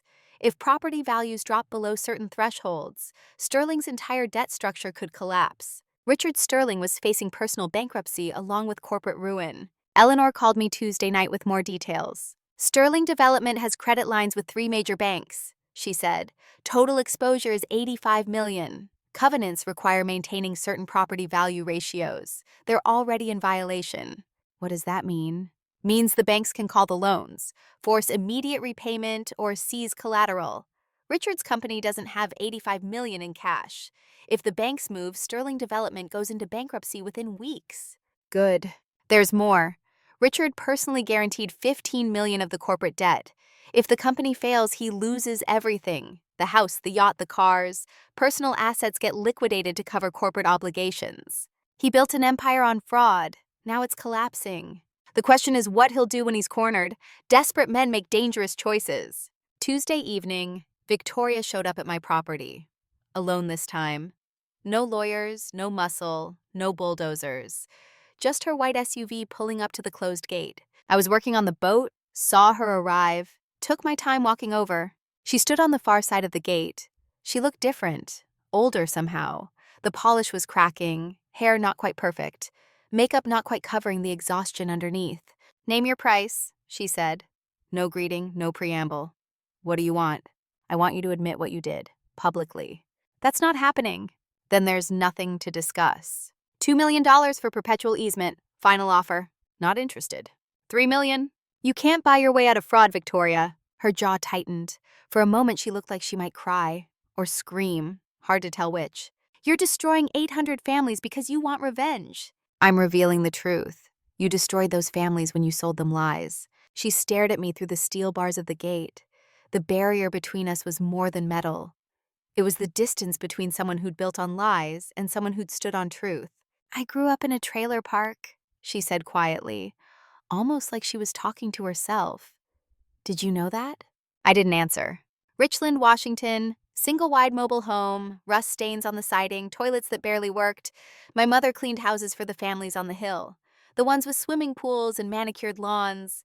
I'd go with her sometimes, see how they lived, see what we didn't have. Her voice was flat, reciting facts she'd spent decades trying to forget.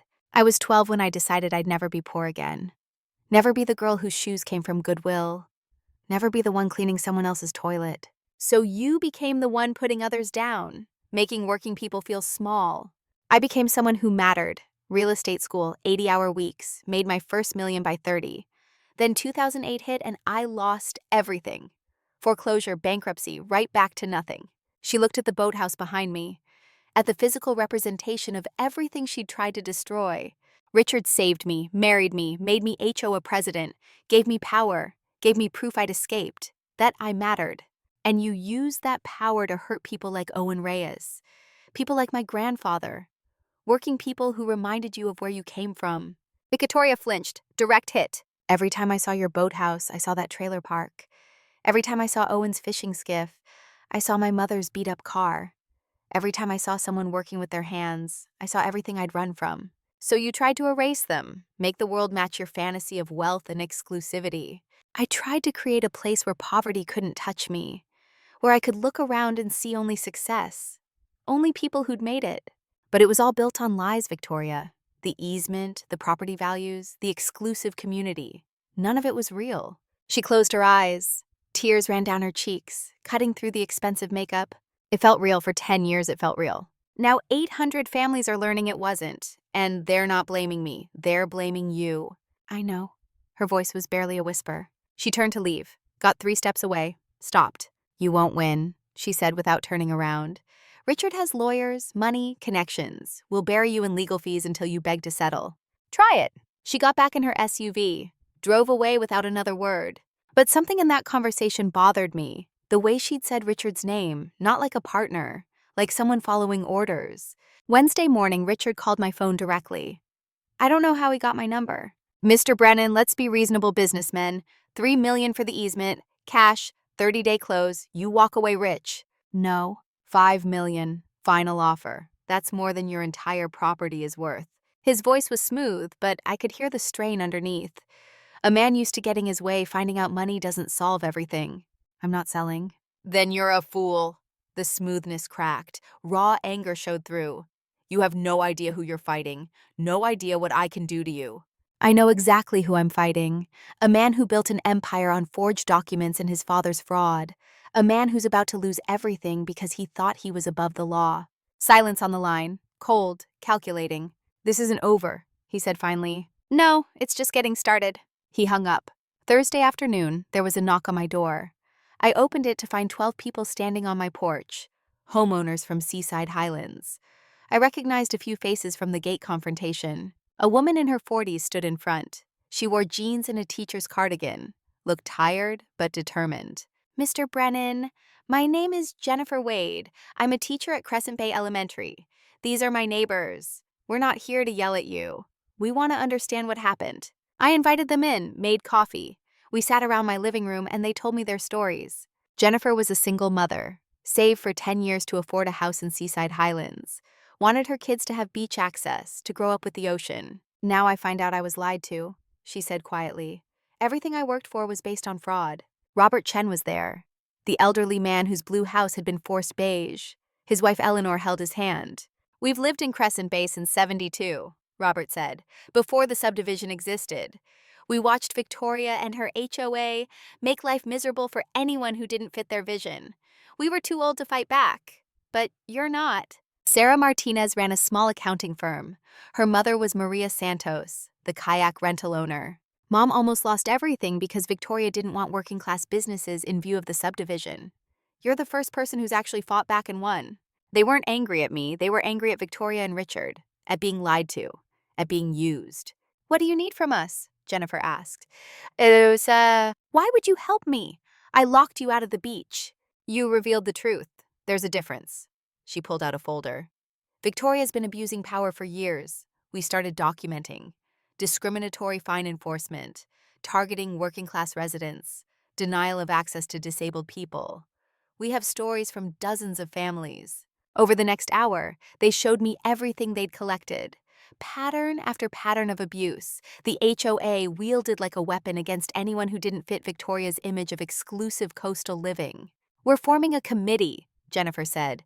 Truth and accountability. We want justice, not just for ourselves, but for everyone Victoria hurt over the years. By weekend, 50 homeowners had joined the committee, then 100, then 200. The community was fracturing. Half still blame me for revealing the truth. Half blame Victoria for creating the lie. But the momentum was shifting. Sunday evening, Eleanor Chen called me. The lawyer, not Robert's wife. We need to talk strategy, she said. My office, tomorrow morning. Bring Jake if you want. Jake and I met her at her Portland office Monday at 9. The conference room overlooked the Willamette River. Eleanor had documents spread across a table. Maps, legal filings, financial reports. Here's where we are, she said without preamble. You've exposed the fraud. Sterling Development is in financial crisis. The community is fractured. Now we need to decide what victory looks like. I want them held accountable, I said. Accountable how? Legally? Financially, both? Both. Eleanor nodded. Then here's what I propose. 3 parallel tracks. Track 1, criminal charges. We have evidence of fraud, forgery, conspiracy, maybe bribery with the county inspector. We push for prosecution.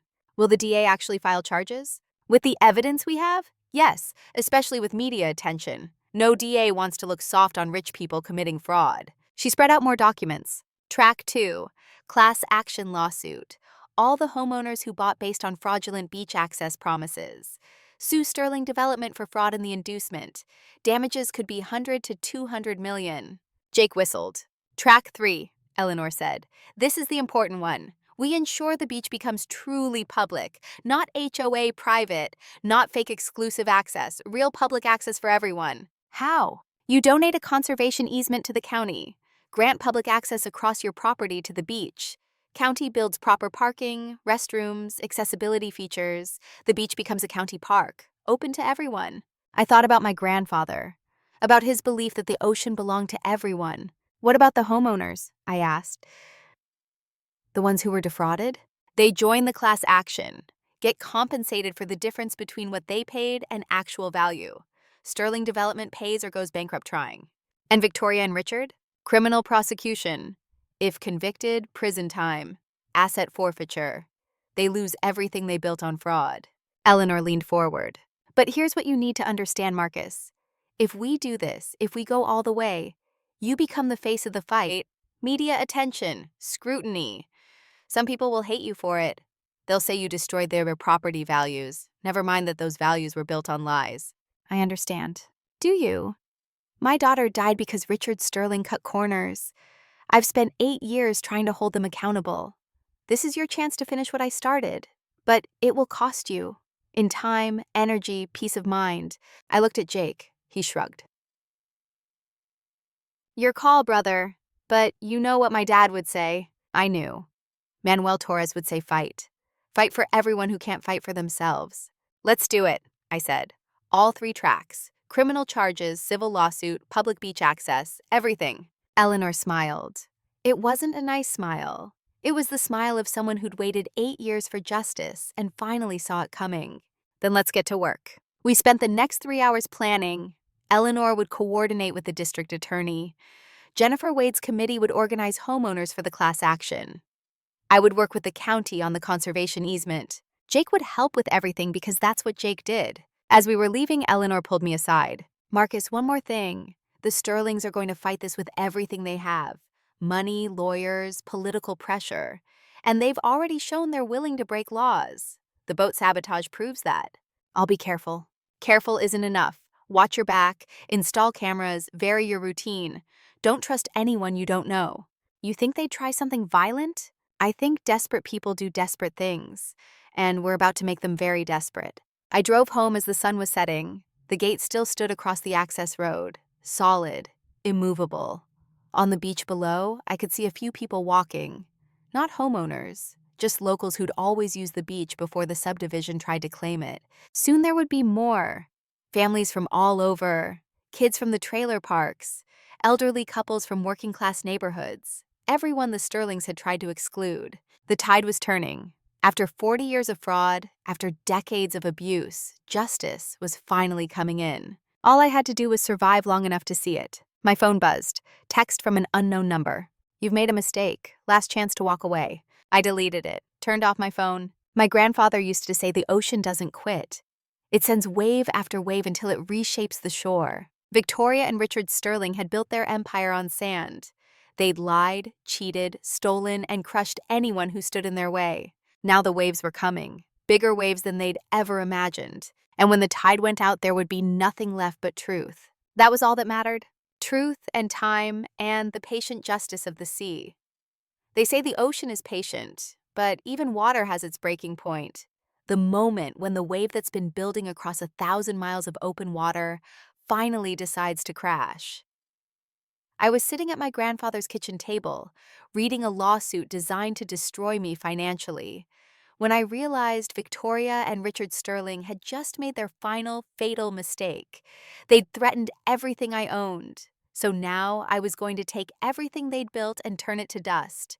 The lawsuit arrived at 6 in the morning. Registered mail, 45 pages, filed in federal court. Sterling Development Corporation and Seaside Highlands Homeowners Association versus Marcus Brennan, seeking $50 million in damages for tortious interference, defamation, conspiracy to damage property values, and half a dozen other claims that would have been laughable if they weren't so dangerous. Federal court meant bigger venue, higher stakes, more expensive legal fees. Even if I won, the cost of defending myself could bankrupt me. That was the strategy. Bleed me dry through litigation. Force me to settle or lose everything fighting. I called Eleanor at 6:30. She answered on the first ring, already awake. They filed as I said, I know, got the notice an hour ago. I'm already reviewing it. $50 million, Eleanor. I don't have $50 million. That's the point. They're not trying to win. They're trying to intimidate you into settling, making the lawsuit so expensive and terrifying that you'll accept whatever terms they offer just to make it stop. What do? We fight, and we accelerate our timeline. If they're this desperate to shut you down, it means they're afraid of what comes next. What came next arrived at 7:15 that evening in the form of Derek Walsh standing on my porch. The county building inspector looked like he hadn't slept in days. Unshaven, red eyes, hands trembling slightly as he stood there in the fading light. I recognized him immediately. The man who'd signed the fake inspection report on my boathouse. The one who'd started this whole cascade of events. Mr. Brennan, his voice was hoarse, I need to talk to you, not on the phone, in person. Every instinct told me to slam the door. This man had lied about my property, put his name on fraudulent documents, helped Victoria try to destroy my family's legacy.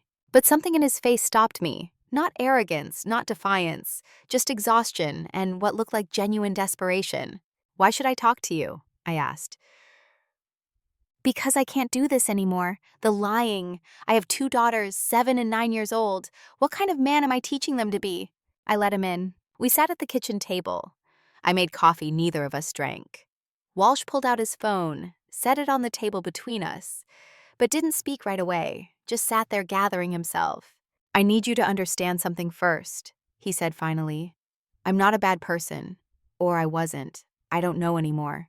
Tell me what happened. The story came out in pieces. Walsh had been friends with Richard Sterling in college. Oregon State Civil Engineering program, graduated together in 2001, lost touch for years. Walsh ended up as county building inspector, decent job, steady paycheck, got married, had kids. Then came the divorce. 2021. Wife got the house. He got debt and child support payments he could barely afford. Started falling behind. Missing payments. Credit cards maxed out. Richard reached out. Old college buddy. Heard Derek was having money troubles. Wanted to help. Just do me favors occasionally, Walsh said, his voice flat. Sign some inspection reports. Approve some permits that maybe need a little flexibility. $5,000 per document. Cash. No paper trail. Started small. Minor code violations overlooked on Sterling properties. Permits rubber stamped without full review. Nothing that seemed too terrible. I told myself I was just being practical, Walsh said, that building codes are too rigid anyway, that I was helping economic development. But it escalated. Fake environmental violations on properties Sterling wanted to acquire. False safety reports on buildings owned by people who wouldn't sell. Each document pushed the line further. My boathouse was supposed to be just another report. Walsh signed off without even visiting the property. Never thought anyone would check. Never thought it would blow up into federal lawsuits and media coverage. Then I saw the news, he said. The boat sabotage, the gate, all those families. And I realized what I'd been part of. Not just code violations. A systematic scheme to defraud people and force them off their property. He pulled a USB drive from his pocket, set it on the table. 3 years of emails, text messages, bank transfers showing every payment Richard made me, every fake report I signed. There are others. Other inspectors he was paying, building permits, environmental assessments, safety certifications. He's been running this for 15 years, maybe longer. I stared at the USB drive. Evidence, real documented evidence of criminal conspiracy. Why are you doing this? I asked. Walsh's eyes were wet now. Saturday, my daughter asked me about honesty. They're studying ethics in school. She wanted to know what happens to people who lie. And I looked at her and I couldn't answer. Because what happens to people who lie is they become me. They become someone who can't look at their own children. You could lose your job, face criminal charges. I know. I'm probably going to jail. My ex-wife will use this to fight for full custody. I'll lose everything. He pushed the USB drive toward me. But at least I'll be able to tell my daughters I did the right thing in the end. That when it mattered, I chose truth. We sat in silence for a moment. Just the sound of the kitchen clock ticking and waves hitting rocks below the house. What do you need from me? I asked. Take this to the authorities. Sheriff Morrison, the district attorney, whoever will listen. I'll make a full statement, testify to everything, but I need you to ask them something for me. What? Ask them to consider cooperation when they charge me. I'm not trying to escape consequences, but my daughters need their father, even if he's a father who made terrible mistakes. I took the USB drive, called Sheriff Morrison. She arrived an hour later, sat at my table, listened to Walsh's full confession, recorded it on her phone with his permission, took the USB drive into evidence. 3 days later, the district attorney called a press conference. Catherine Brooks had been DA for Crescent County for 12 years. Career prosecutor, reputation for being tough but fair. She stood at a podium in the county courthouse, cameras from 5 news stations pointed at her, and delivered the kind of statement that ends political careers and sends people to prison. Today, we are announcing criminal charges against Richard Sterling, Victoria Sterling, and Coastal Consultants, LLC. The charges include fraud, bribery, conspiracy, forgery, perjury, and criminal endangerment. She paused, letting that sink in. The press room was packed. Local reporters, Portland media, even a crew from Seattle. The story had grown beyond Crescent Bay. This investigation reveals a pattern of corruption spanning 15 years. Mr. Sterling and his associated companies systematically bribed county officials to issue false inspection reports, approve fraudulent permits, and create fake environmental violations. The purpose was to force property owners to sell land at below market prices or face crippling legal expenses. D.A. Brooks held up a document. We have evidence of 47 fraudulent inspection reports, 8 county employees implicated in the bribery scheme, $430,000 in documented illegal payments, 23 properties acquired through fraud and intimidation. The cameras flashed. Reporters scribbled notes. Additionally, we have evidence connecting the defendants to maritime sabotage, the cutting of mooring lines that led to a vessel drifting into commercial shipping lanes, endangering both property and life. Brooks's voice got harder. We have evidence of environmental crimes, illegal barriers placed on public beaches that contributed to the drowning death of a 19-year-old woman 8 years ago. Violations that were covered up through bribery and document destruction. I watched the press conference on my laptop, sitting in my living room. Eleanor was on the phone, listening to the same live stream, providing commentary. She's going for maximum impact, Eleanor said, mentioning Sarah's death. That's intentional, making this about more than money. The DA continued. Arrest warrants have been issued. We expect the defendants to surrender themselves to authorities. If they fail to do so, we will proceed with apprehension. The press conference lasted 30 minutes. Questions from reporters, details about charges, timeline for prosecution. By the time it ended, the story was everywhere. Portland newspapers posted it within an hour. Sterling Empire built on 15 years of corruption. Seattle television stations led their evening news with it. Coastal development scheme exposed. NPR did a piece that night.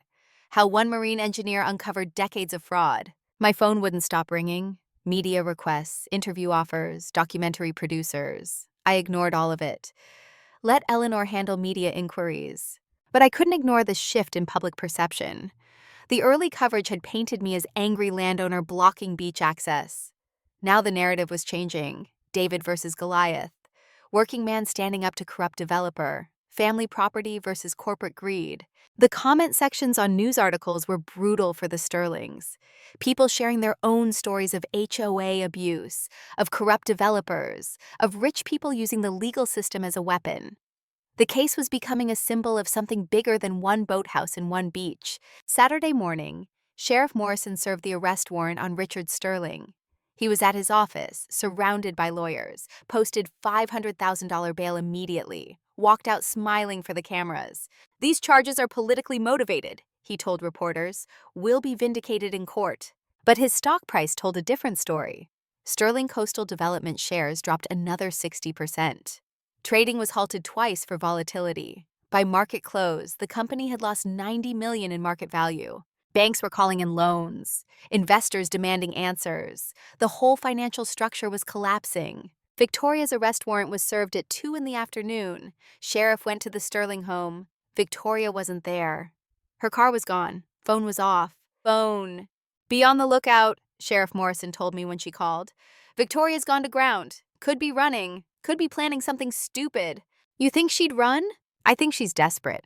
And desperate people are dangerous. The call came at 6 that evening. Unknown number. I almost didn't answer. Mr. Brennan, Victoria's voice. But different, raw, unhinged. You destroyed everything. Everything I built. Victoria, where are you? Sheriff's looking for you. You have no idea what you've done. I grew up in a trailer park, did you know that? Richland, Washington. My mother cleaned toilets. I clawed my way out of that. Made myself into someone who mattered. Turn yourself in, get a lawyer, face this the right way. There is no right way anymore. You took everything. My reputation, my position, my home. Richard's company is finished. We're going to lose the house, everything. I could hear something in the background. Waves, wind. She was outside somewhere near water. Where are you, Victoria? Somewhere you'll never find me. But first, I'm going to finish what I started. That boathouse. It should have burned years ago. Your grandfather should have let it rot. My blood went cold. Victoria, don't do something you'll regret. Too late for regrets. That building represents everything I fought to escape from. Old, broken, working class, poor. It's just wood and nails. It's a symbol, and I'm going to watch it burn. The line went dead. I ran. Didn't think, just moved. Out the door, down to the dock, jumping into my boat. Engine roared to life. I scanned the water, looking for Victoria's yacht. There, half-mile offshore. The Sterling's 40-foot cabin cruiser anchored, smaller boat in the water beside it, inflatable dinghy, and it was headed toward my property. I pushed the throttle forward. Captain Henry leaped across the water, spray flying. The sun was setting, turning everything orange and red. Beautiful evening, terrible circumstances. I could see Victoria now, in the dinghy, headed for shore. 2 red containers in the boat beside her, gas cans. She was going to burn my grandfather's boathouse. I angled to intercept. My boat was faster, but she had a head start. It would be close. She reached the shore first, beached the dinghy, and grabbed the gas cans. Started running toward the boathouse. I hit the beach 30 seconds later, jumped out before the boat stopped moving, waded through knee-deep water, ran up the rocky shore. "Victoria, stop!" She was already at this boathouse. Unscrewing the first gas can, started splashing gasoline across the old cedar walls. The smell hit me even from 50 feet away. Sharp, dangerous. "Don't do this!" I was running, closing distance. She spun around, had a lighter in her hand. Face was streaked with tears and rage and something that looked like madness. "Stay back!" I stopped 20 feet away, hands up, non-threatening. "That boathouse is 102 years old. 4 generations of my family built that. Worked in it, learned their trade there." "Good. Then watching it burn will hurt more." She splashed more gasoline. The walls were soaked. The smell was overwhelming. One spark and the whole thing would go up. "My grandfather was a good man," I said. Kept my voice calm, talking like I'd talk to a spooked horse. "He taught me how to work with my hands, how to read the water, how to be patient. Your grandfather was a drunk fisherman who died alone?" "No.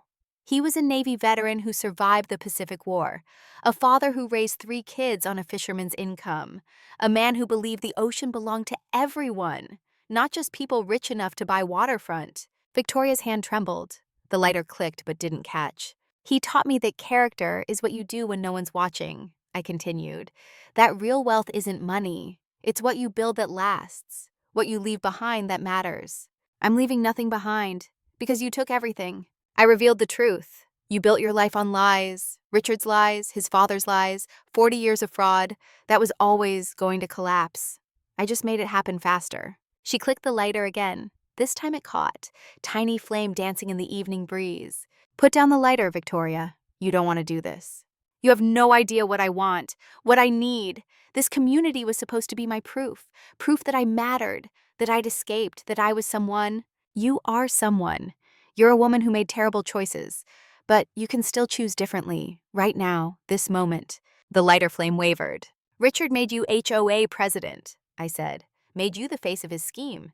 You think that was respect? That was using you, making you the shield while he committed crimes. Richard saved me. Richard turned you into a criminal, used your fear of being poor again to make you hurt people. Owen Reyes, Maria Santos, the Chen family, my family, how many others?" Victoria's face crumpled. The lighter shook in her hand. "I just wanted to matter," she whispered. "Just wanted proof I wasn't worthless." "Then don't burn down a piece of history because you're angry. That's not proof of anything except defeat." Behind her, I heard a boat engine. Sheriff Morrison's patrol boat was coming around the point, blue lights flashing. "Sheriff's here," I said quietly.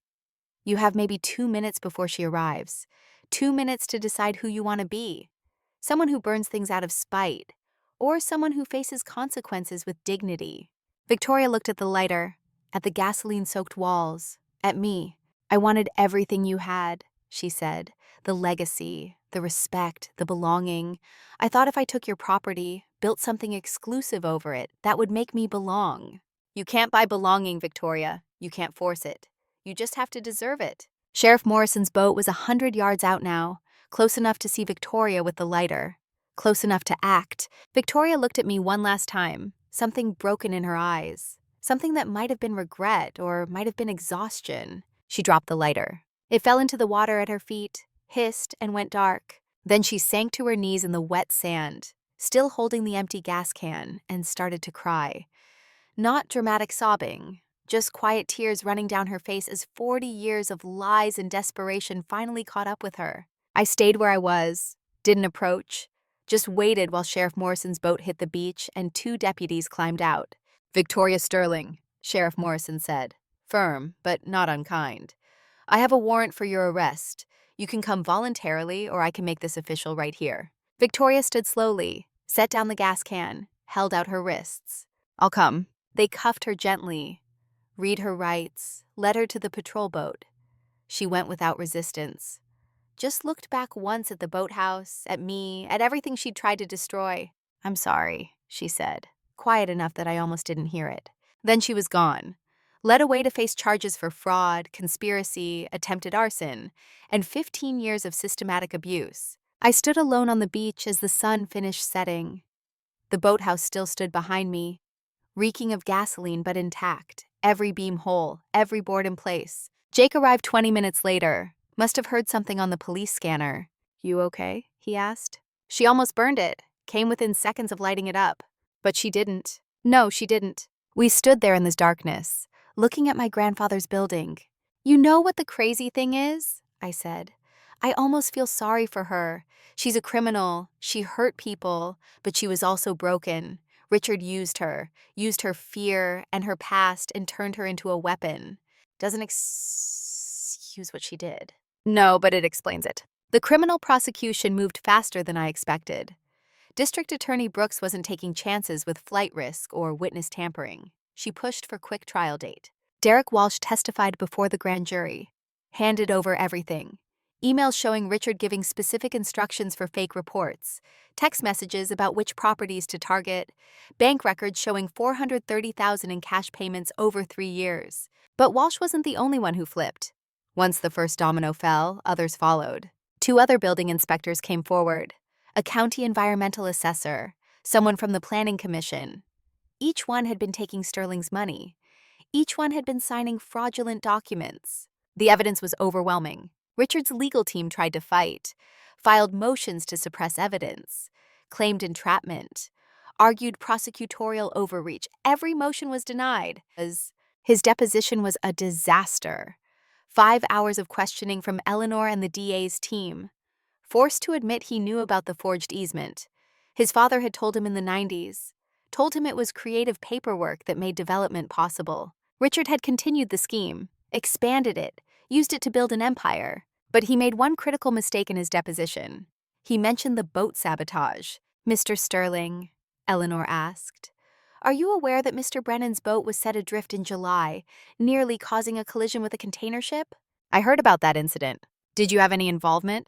"No, absolutely not." Eleanor pulled out photos, surveillance footage from the yacht club. Grainy, but clear enough to show 2 people in kayak cutting mooring lines. One of them wearing a jacket with Sterling Coastal Development logo.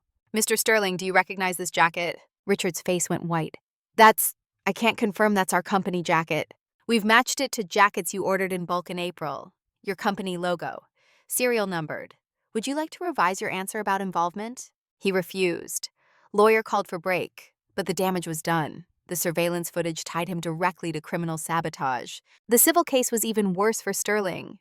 Jennifer Wade's homeowner committee had grown to 347 families, all joined as plaintiffs in the class action. Claims: fraud and inducement. They'd paid premium prices for homes marketed with guaranteed beach access. That access had never legally existed. They'd been defrauded.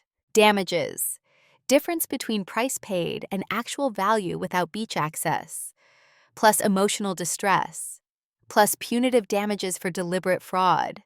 The numbers were staggering. Conservative estimate, $150 million. Aggressive estimate, $200 million. Sterling Development's insurance company saw the writing on the wall, offered to settle for $85 million. Everything the policy covered plus contribution from Sterling's personal assets. Richard resisted, wanted to fight, but his board of directors overruled him. The company couldn't survive a trial. Stock was already worthless. Debt was crushing them. Settlement was the only option. The deal was structured carefully. $85 million to compensate homeowners for the difference in property value. Additional $2 million from Sterling personally to fund public beach improvements. Parking lot, restrooms, accessible ramps, marine safety equipment. Richard had to agree to lifetime ban from real estate development in Oregon. Had to cooperate fully with criminal prosecution. Had to fund the Sarah Chen Memorial Beach improvements. He agreed to everything, had no choice. The criminal trial was set for October. 8 weeks away. Both Richard and Victoria were out on bail, but under strict conditions. Surrendered passports. electronic monitoring, no contact with victims or witnesses. I testified before the grand jury in August, told the whole story, the fake inspection, the bulldozers, the boat sabotage, Victoria's attempted arson, everything. The grand jury indicted on all counts, 73 separate criminal charges between Richard and Victoria. If convicted on major counts, Richard was looking at 15 years federal prison. Victoria faced 12. The media coverage was relentless. Local story had become national news. PBS did a documentary about corporate fraud and coastal development. Used our case as the centerpiece. New York Times ran an investigative piece about HOA abuse and the weaponization of building codes. Featured interviews with Owen Reyes, Maria Santos, the Chen family. NPR did a series on public water access and the privatization of American coastlines. Eleanor was the main source, talked about Sarah's death, about 8 years fighting for beach access rights, about how one marine engineer's fight had exposed decades of corruption. Through it all, I tried to maintain some normalcy, kept working, consulting jobs on port projects, pier designs, maritime structures. The work grounded me, reminded me who I was beyond this fight. Lily Nakamura and I spent more time together. Her marine biology research had public support now. The community wanted to protect the harbor ecosystem. She was getting grants, hiring assistants, expanding her work. One evening we were on my boat, anchored offshore, watching the sunset. "What happens after the trial?" she asked. "Justice, hopefully. Richard and Victoria in prison. The beach open to everyone. The homeowners compensated for being defrauded. I meant for you. What do you want?" I thought about that. What did I want beyond winning? I want to keep my grandfather's boathouse standing. I want to fish these waters like my family has for 4 generations. I want to build things that last. "And us?" She asked it carefully, not pushing, just asking. "I want that to last too." She smiled, took my hand. We sat there as the sun turned the water gold and red and purple. The fight had cost me time, energy, peace of mind, consulting work I'd missed, sleep I'd lost, the constant stress of legal battles and media attention. But it had also given me something: community, purpose, the knowledge that standing up to bullies, even powerful ones, was possible. That truth could win against lies if you were patient enough, persistent enough, willing to pay the cost. My grandfather used to say the ocean doesn't quit. It sends wave after wave until it reshapes the shore. Victoria and Richard Sterling had built their empire on fraud.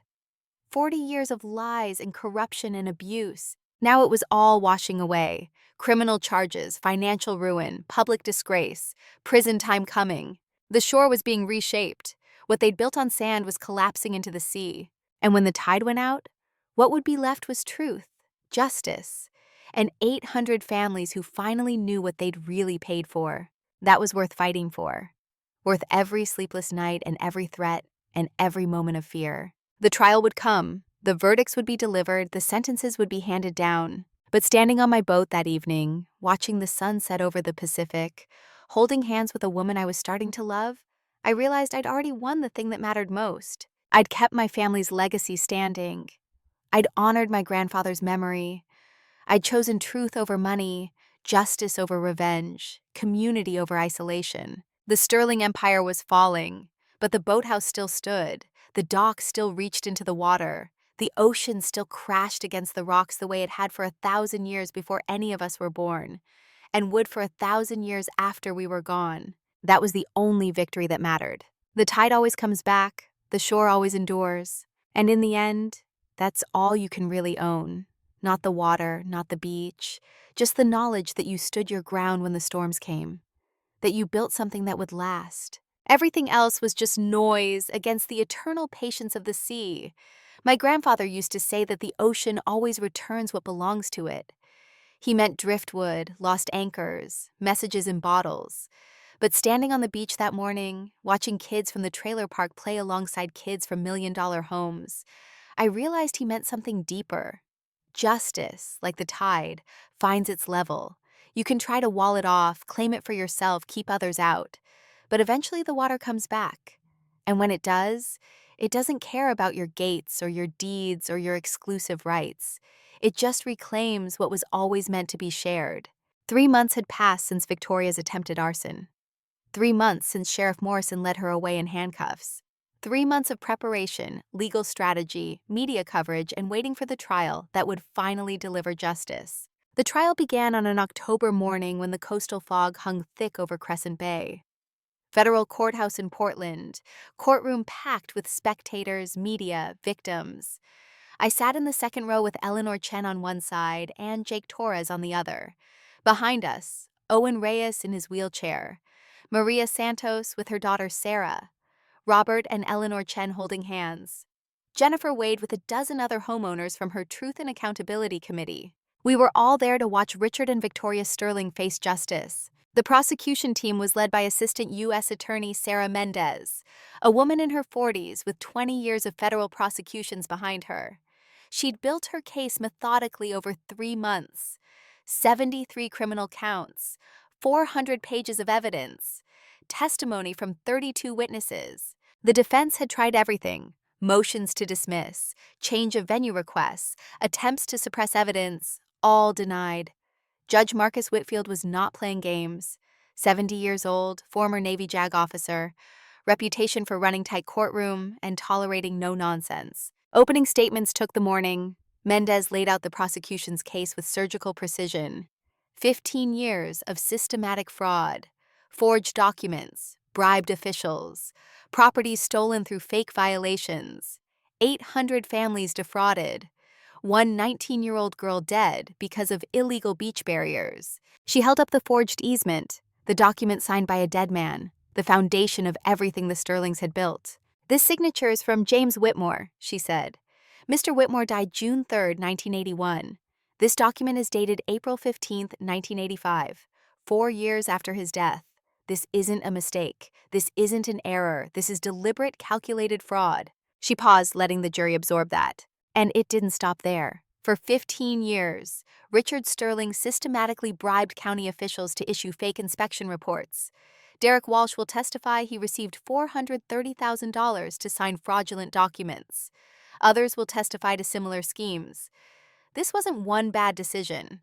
This was organized criminal enterprise. The defense tried to paint Richard as a businessman who relied on professionals, who trusted county inspectors to do their jobs properly, who had no knowledge of any irregularities. Nobody believed it. The trial lasted 3 weeks. Testimony after testimony. Derek Walsh on the stand for 2 days, walking through every fake report, every cash payment, every property targeted. Other inspectors followed, environmental assessors, planning officials, each one describing how Richard Sterling corrupted them. The surveillance footage from the boat Sabotage played on courtroom monitors. 2 figures in a kayak cutting my mooring lines at 2 in the morning. Enhancement showed the Sterling Coastal Development logo on one jacket.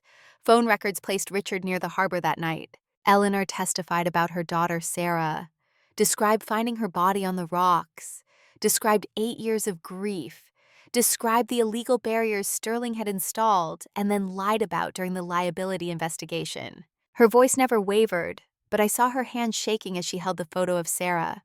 19 years old, smiling on a beach somewhere, alive and beautiful before Richard Sterling's greed took her future away. I testified about this boathouse, the fake inspection, the midnight bulldozers, Victoria's attempted arson, everything.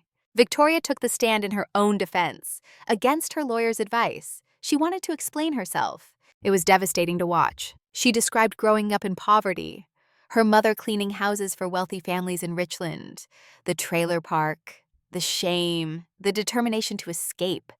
"I just wanted to matter," she said, her voice breaking. "I wanted proof I wasn't worthless. Richard gave me that. Made me HOA president, made me feel important." "But he also made you a criminal," the prosecutor said during cross-examination. "Made you harass disabled veterans, target working-class families, try to burn down a historic building out of spite." Victoria had no answer, just sat there crying while the jury watched. Richard never testified. His lawyers kept him off the stand. Probably wise. He would have been shredded. Closing arguments came on a Friday afternoon. The prosecution tied everything together, showed the pattern, the intent, the damage. The defense argued reasonable doubt, argued that Richard trusted professionals who betrayed him, that he was a businessman, not a criminal mastermind. The jury didn't buy it. They deliberated for 11 hours over 2 days, came back Monday morning with verdicts. Richard Sterling, guilty on 61 of 67 counts. Wire fraud, conspiracy, bribery, forgery, criminal endangerment. Guilty, guilty, guilty. Victoria Sterling, guilty on 43 of 48 counts. Conspiracy, fraud, attempted arson, criminal trespass. Guilty across the board. The courtroom erupted, people crying, hugging. Owen Reyes pumped his fist. Maria Santos held her daughter and sobbed with relief. Jennifer Wade just sat there shaking, overwhelmed. I felt Eleanor's hand squeeze my shoulder. Looked over and saw tears running down her face. "Sarah," she whispered, "this is for Sarah." Sentencing came 3 weeks later. Same courthouse, same judge, different atmosphere. The verdicts were in. Now came consequences. Judge Whitfield didn't rush. Took his time reviewing the pre-sentence reports, victim impact statements, arguments from both sides. Then he spoke. "Mr. Sterling, Mrs. Sterling, you've been convicted of serious crimes that affected hundreds of people over many years. This court must balance punishment with justice, deterrence with mercy." He looked at Richard first. "Mr. Sterling, you inherited a fraud from your father and expanded it into systematic criminal enterprise. You corrupted public officials. You stole property through false documents. You endangered lives through criminal negligence. Your actions contributed to the death of Sarah Chen, a 19-year-old woman whose only crime was going swimming on a beach your company had made dangerous through illegal barriers." Richard stood motionless. His expensive suit couldn't hide the defeat in his posture. "You have shown no remorse, no acknowledgement of the harm you caused, only defiance and entitlement." The judge consulted his notes. "I sentence you to 14 years in federal prison, no possibility of parole, $5 million fine, restitution of $12 million to victims, permanent ban from real estate development, forfeiture of all properties acquired through fraudulent means." 14 years. Richard would be 70 when he got out, if he lived that long. The judge turned to Victoria. "Mrs. Sterling, your situation is different. You were complicit in your husband's crimes. You harassed innocent people. You tried to burn a historic building. You caused real harm." Victoria was crying silently. "But the court also recognizes that you were a victim of your husband's manipulation. He exploited your fear of poverty, used your insecurity to make you the face of his criminal enterprise while he pulled the strings." Judge Whitfield paused. "You cooperated with prosecution. You showed genuine remorse. You've taken responsibility for your actions in a way your husband never did. I sentence you to 8 years in federal prison. Credit for cooperation. Eligibility for work release after 4 years. $2 million fine. Mandatory counseling for underlying psychological issues." 8 years. Still serious time, but less than Richard. Recognition that she was both perpetrator and victim. Additionally, the judge continued, both defendants are ordered to publicly apologize to the victims of their crimes, in writing and in person at a community meeting of the court's choosing. He looked at both of them. "You exploited people's dreams of coastal living. You weaponized the legal system against working families. You prioritized profit over human life and dignity. This sentence reflects society's condemnation of such behavior." The gavel fell. Outside the courthouse, media swarmed. Cameras, microphones, reporters shouting questions. I pushed through without commenting. Let Eleanor handle the press. She was good at it. But I did stop for one interview. Local reporter from the Crescent Bay Gazette. Woman in her 50s who'd covered the story from the beginning. "Justice was served today," I told her. "But the real victory isn't prison sentences. It's what we built from this. Public beach access. Community coming together. 800 families who finally know the truth about what they paid for." "What happens to the beach now?" she asked. "That's what happens next." 2 weeks after sentencing, Derek Walsh called me. I almost didn't answer, but something made me pick up. "Mr. Brennan," he said. His voice was quiet, humble. "I know I have no right to ask for your time, but I wondered if I could talk to you just for a few minutes." We met at a coffee shop in town. Neutral territory. Walsh looked different than the last time I'd seen him. Thinner, older, the weight of consequences visible in his posture. "I wanted to thank you," he said when we sat down. "Thank me?" "For asking the prosecutor to consider my cooperation. I got 3 years instead of 10, serve 18 months, then probation. I'll still have a relationship with my daughters when I get out." He looked at his coffee cup, couldn't quite meet my eyes. I also wanted to apologize. Not the court-mandated apology. A real one. What I did to your property, to your family's legacy was wrong. I knew it was wrong when I did it. I just told myself it didn't matter because I needed the money. We all make choices, I said. We do. And I made terrible ones.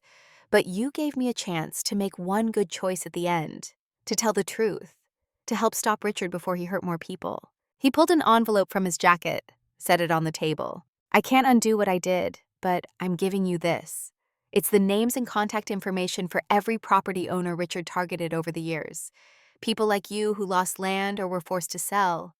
Some of them might have legal claims. Some might just want to know it wasn't their fault, that they were victims of a criminal conspiracy. I took the envelope. Inside were pages of names, addresses, dates, years of victims. This will help a lot of people, I said. Good. That's all I want now, to help instead of hurt. We finished our coffee, shook hands. Walsh left to begin serving his sentence in January. But he left as someone different than the man who'd signed that fake inspection report. Not redeemed, not forgiven, just changed. The dedication ceremony for Sarah Chen Memorial Beach was held on the first Saturday in December. Cool morning, with clear skies. 2,000 people gathered. Noon. The county had transformed the beach. The settlement money Richard Sterling had to pay funded everything. Paved parking lot for 100 cars. Public restrooms and changing facilities built to highest accessibility standards. Wide ramps down to the beach, gentle slopes that wheelchairs could navigate easily. Lifeguard stations staffed from May through September. Small education center with displays about coastal ecology, tide pools, marine safety. Signs in English and Spanish. Public beach. All welcome. Free parking. No permits required. Everything the Sterling's exclusive beach had never been. Eleanor stood at a temporary podium on the sand, looking out at the crowd. Families from every part of Crescent Bay. Rich and poor, HOA, residents and trailer park kids, working fishermen and retired teachers. Everyone. 8 years ago, Eleanor began. Her voice was steady, but I could hear the emotion underneath. I lost my daughter to an ocean that was made dangerous by private greed. Sarah Chen was 19 years old. She loved the water. She believed in its power to heal, to connect, to humble us. She paused, looking at the waves. She died because someone decided profit was more important than safety, because illegal barriers trapped her against rocks during a riptide, because a corporation valued exclusive access over human life. The crowd was silent. Today, we reclaim this beach for everyone. Rich, poor, young, old. The ocean belongs to all of us. It doesn't care how much money you have. It treats everyone the same. This beach is Sarah's legacy. A reminder that nature's gifts can't be owned, only shared. That justice, like the tide, eventually finds its level. She unveiled a bronze plaque mounted on stone. It read, Sarah Chen Memorial Beach. May all who walk here know the ocean's embrace. 1993 to 2016. Sheriff Morrison stood beside her grandmother Evelyn, the woman who'd sold the beach property in 1979. Evelyn was 93 now, in a wheelchair, but her eyes were bright as she looked at the restored beach. I sold this land thinking the buyers would respect it, Evelyn said when Eleanor handed her the microphone. Her voice was thin but clear. Instead, they used my sale as foundation for fraud. They stole from everyone, including from my family's legacy. She looked at me, smiled. Thank you, young man, for bringing it back to where it belongs. To everyone. I watched from the crowd as families started spreading out across the beach. Kids running toward the water. Elderly couples walking hand in hand along the shore. Owen Reyes with friends, helping him navigate his wheelchair down the accessible ramp to the sand. A young mother with 2 children approached me. I recognized her from the gate confrontation months ago. The one whose kids had cried when I locked them out. Mr. Brennan, she said quietly, I need to say something. When you first put up that gate, I hated you. Thought you were stealing something that belonged to us. I understand. But you weren't stealing. You were revealing.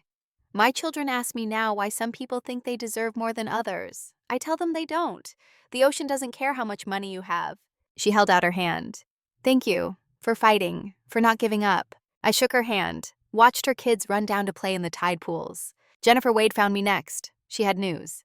The new HOA board is transforming everything, she said. Owen Reyes is president. Can you believe it? A disabled veteran fisherman running the association that tried to force him out. What changes? All of them. Bylaws completely rewritten. No more aesthetic police, no more targeting working-class residents. Disabled access accommodations required, community gardens allowed, kayak businesses welcomed. She smiled.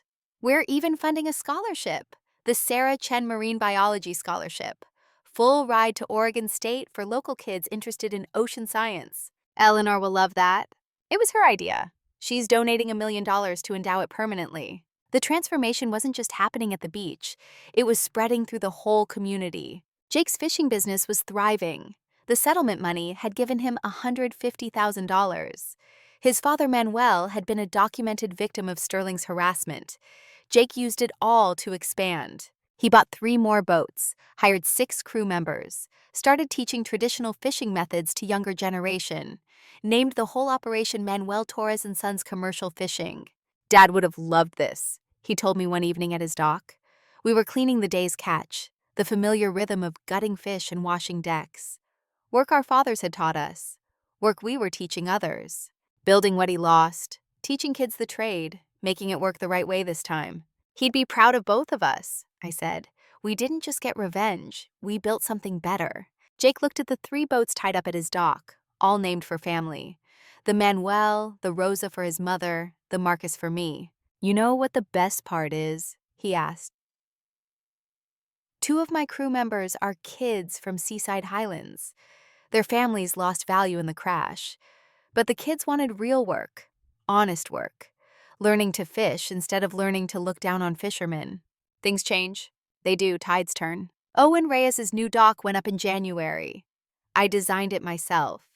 Marine engineering expertise put to personal use, made it strong enough to last 50 years, wide enough for his wheelchair, built-in solar-powered lift system so he could get his fishing skiff in and out of the water independently. The day we finished, Owen sat on that dock for 3 hours, just fishing, casting his line like he'd done for 50 years before Victoria took it away, crying and smiling at the same time. Your grandfather and I used to fish together from my old dock, he said, 1970s. He taught me to read the tide, said the water doesn't lie like people do. He was right. He'd be proud of you too, son, not just for winning, for what you won for making sure it wasn't just about you, for opening the beach to everyone instead of keeping it for yourself. He caught a Chinook salmon that afternoon, first fish from the new dock. We took photos, sent one to the Gazette. They ran it with the headline, "First catch from restored dock, justice tastes sweet." Maria Santos expanded her kayak business. The harassment was over. The lawsuits dropped. She hired 4 new employees, started running marine ecology tours in partnership with Lily's research station. Business was better than ever. The HOA wanted to shut me down because I reminded them this was a working town, she said when I visited her shop.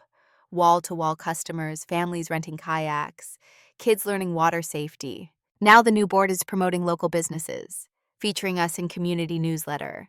We've never been busier. My daughter Sarah is even going to college on the scholarship Eleanor set up, marine biology at Oregon State, following in the footsteps of the girl the beach is named for. Tears in her eyes as she said it.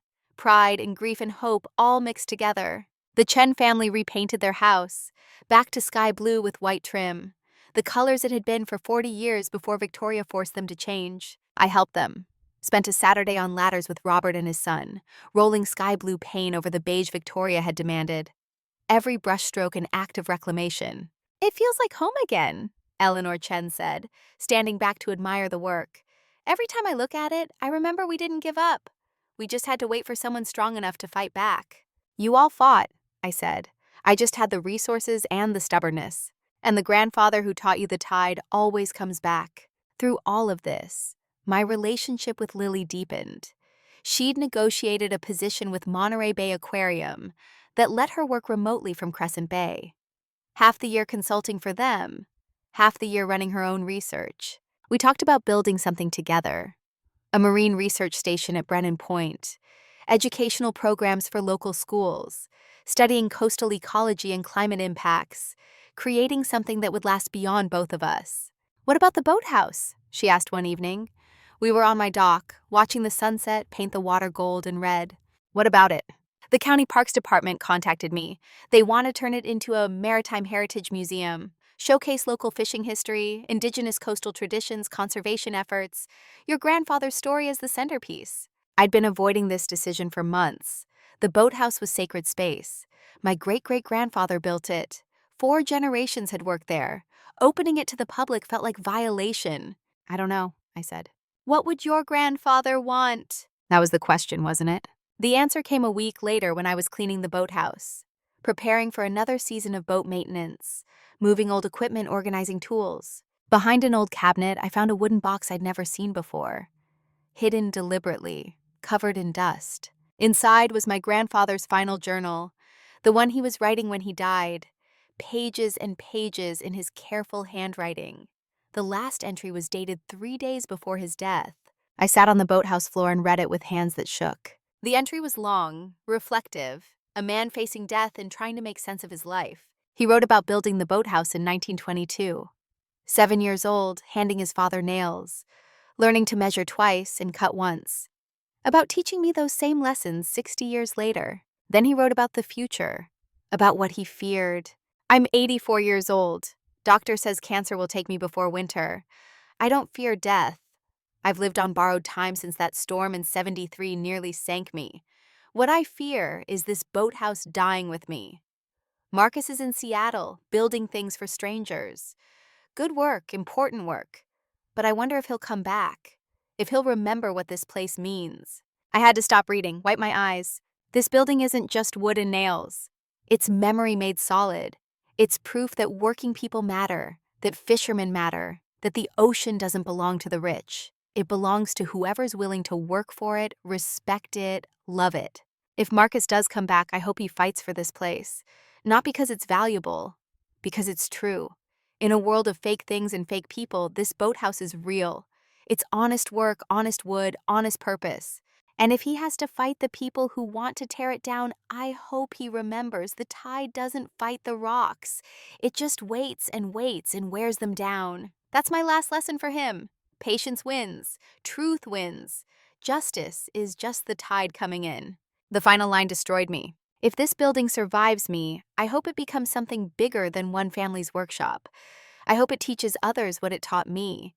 That you build things that last not by keeping them to yourself, but by sharing what makes them matter.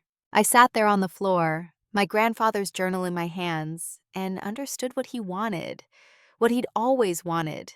The boathouse wasn't meant to be a private shrine. It was meant to be shared. I called the Parks Department the next day. The museum opened 6 months later on a Saturday in June. Warm morning, perfect coastal weather. The boathouse had been carefully restored while preserving every original timber. Educational displays showed the history. Old tools, fishing equipment, photographs spanning 100 years. The centerpiece was my grandfather's journals. Every page scanned and displayed. His wisdom, his stories, his belief that the ocean belonged to everyone. We called it the Captain Henry Brennan Boathouse, a working person's maritime museum. Free admission always. Educational programs for local schools. Working boat shop where traditional boat building was taught. 500 people came to the opening. I gave a tour, telling my grandfather's story, showing the beam he'd replaced in 1987. The workbench where he taught me to plane wood. The maker's mark he carved in 1922. Kids were fascinated. They ran their hands along the old timbers, imagined building boats by hand, asked endless questions about fishing and tides in the ocean. This is what my grandfather wanted, I told the crowd at the dedication. Not a monument to one family. A living reminder that working people built this coast, that their labor and knowledge and courage matter just as much as any corporate developer's money. Eleanor was there. Both Eleanors. The lawyer and Robert's wife. Owen Reyes in his wheelchair, beaming with pride. Jake with his fishing crew. Some of them kids who'd learned the trade in the months since the trial. Maria Santos with her daughter Sarah, the scholarship recipient. Jennifer Wade with students from her class. Sheriff Morrison with her grandmother Evelyn. Lily stood beside me, her hand in mine. We'd been talking about marriage, nothing formal yet. Just planning, imagining a future together, building a research station, raising kids who'd grow up knowing the ocean, creating a life as honest and true as the timbers in this building. After the ceremony, after the tours, after the crowd dispersed, I stood alone in the boathouse, ran my hand along the main beam, felt the solid wood my great-great-grandfather had chosen, the structure that had survived 102 years of storms. It would survive another 100, and another after that, because it was shared now, protected, part of something bigger than one family's legacy. 1 year after the gate went up, I stood on the beach at dawn. Anniversary of the day everything changed. Early morning, fog just lifting, sun starting to paint the water gold. The beach was already filling with people, morning walkers, families setting up for a day at the shore, a group of teenagers from the community college doing a beach cleanup project, Owen Reyes fishing from his new dock, teaching 2 young boys how to cast. I saw Lily heading my way from the education center. She'd just finished setting up a tide pool exploration program for a class of 3rd graders. Soon they'd arrive, excited to learn about sea stars and anemones and the small lives that depended on the ocean. "Morning," she said, sliding her hand into mine. The engagement ring I'd given her 2 months ago caught the early light. Simple band with a small sapphire the color of the ocean. "Morning." We stood there watching the ocean. The same ocean my grandfather had watched from this spot for 84 years. The same ocean his father had watched, and his father before that. "Sheriff Morrison called," Lily said. "Victoria's up for work release hearing next month. Wants to know if you'll submit a statement." "What kind of statement?" "Support or opposition. It's your choice." I thought about Victoria, about her trailer park childhood, about Richard using her fear to make her a criminal, about her crying in the sand with a lighter in her hand, saying she just wanted to matter. "I'll write in support," I said. "She made terrible choices, but she's served 4 years, shown genuine remorse. She deserves a second chance at becoming someone different than who Richard made her." "You're a better person than I am." "No. I just learned something my grandfather tried to teach me. Justice isn't about punishment. It's about making things right, about fixing what's broken. Victoria's broken. Maybe work release and counseling can help fix that." A young family walked past us. Parents, maybe 30, 2 small kids. I recognized them from Seaside Highlands. One of the families who'd lost property value when the fraud was exposed. The father nodded to me. "Mr. Brennan." "Morning. How are your kids liking the beach?" "They love it. Better than exclusive access ever was. They're learning the ocean belongs to everyone, that some things can't be owned. That's worth more than property values."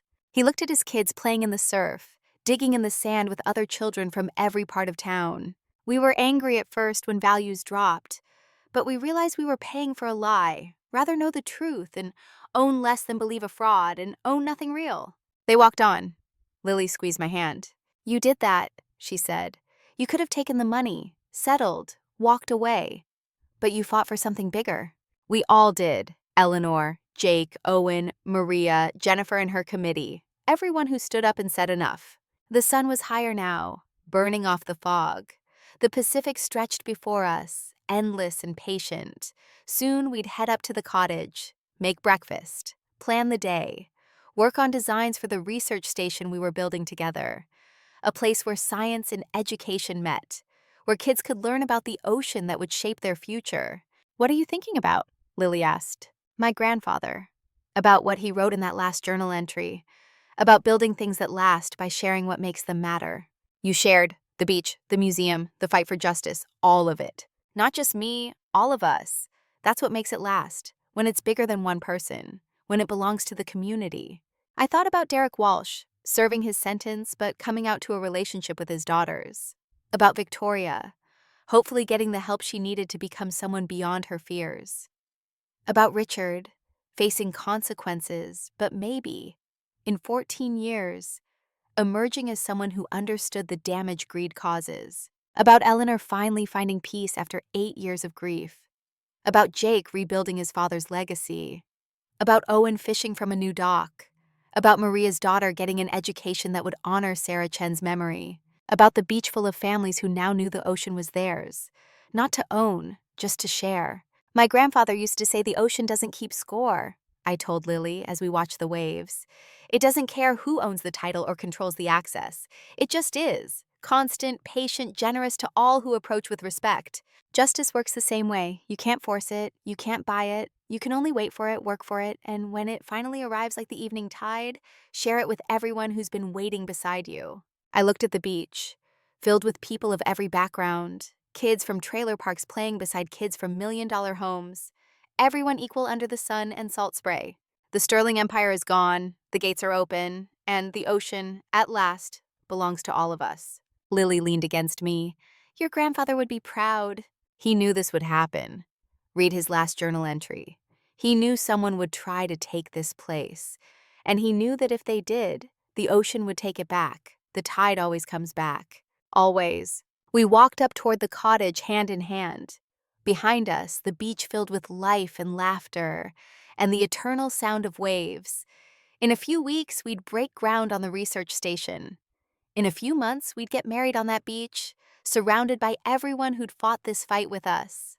We'd build a life here, raise children, who'd grow up knowing the ocean belonged to everyone, who'd learn their great-great-great-great-grandfather's lesson about patience and justice, and the slow, inevitable triumph of truth. My grandfather taught me that you measure a life not by what you own, but by what you protect, not by what you keep for yourself, but by what you share with others, not by wealth accumulated, but by truth defended. I'd protected what mattered, shared what should never have been private, defended truth against lies. The boathouse stood as a museum now, teaching thousands what it had taught 4 generations of Brennans. The beach was open to all, forever protected by law and public trust. The community was healing, transforming, becoming something better than what the Sterlings had tried to force it to be. That was the only legacy that mattered. The tide had come in, justice had found its level, and the shore, reshaped by patient water over patient years, was exactly as it should be. Open, shared, true. Forever.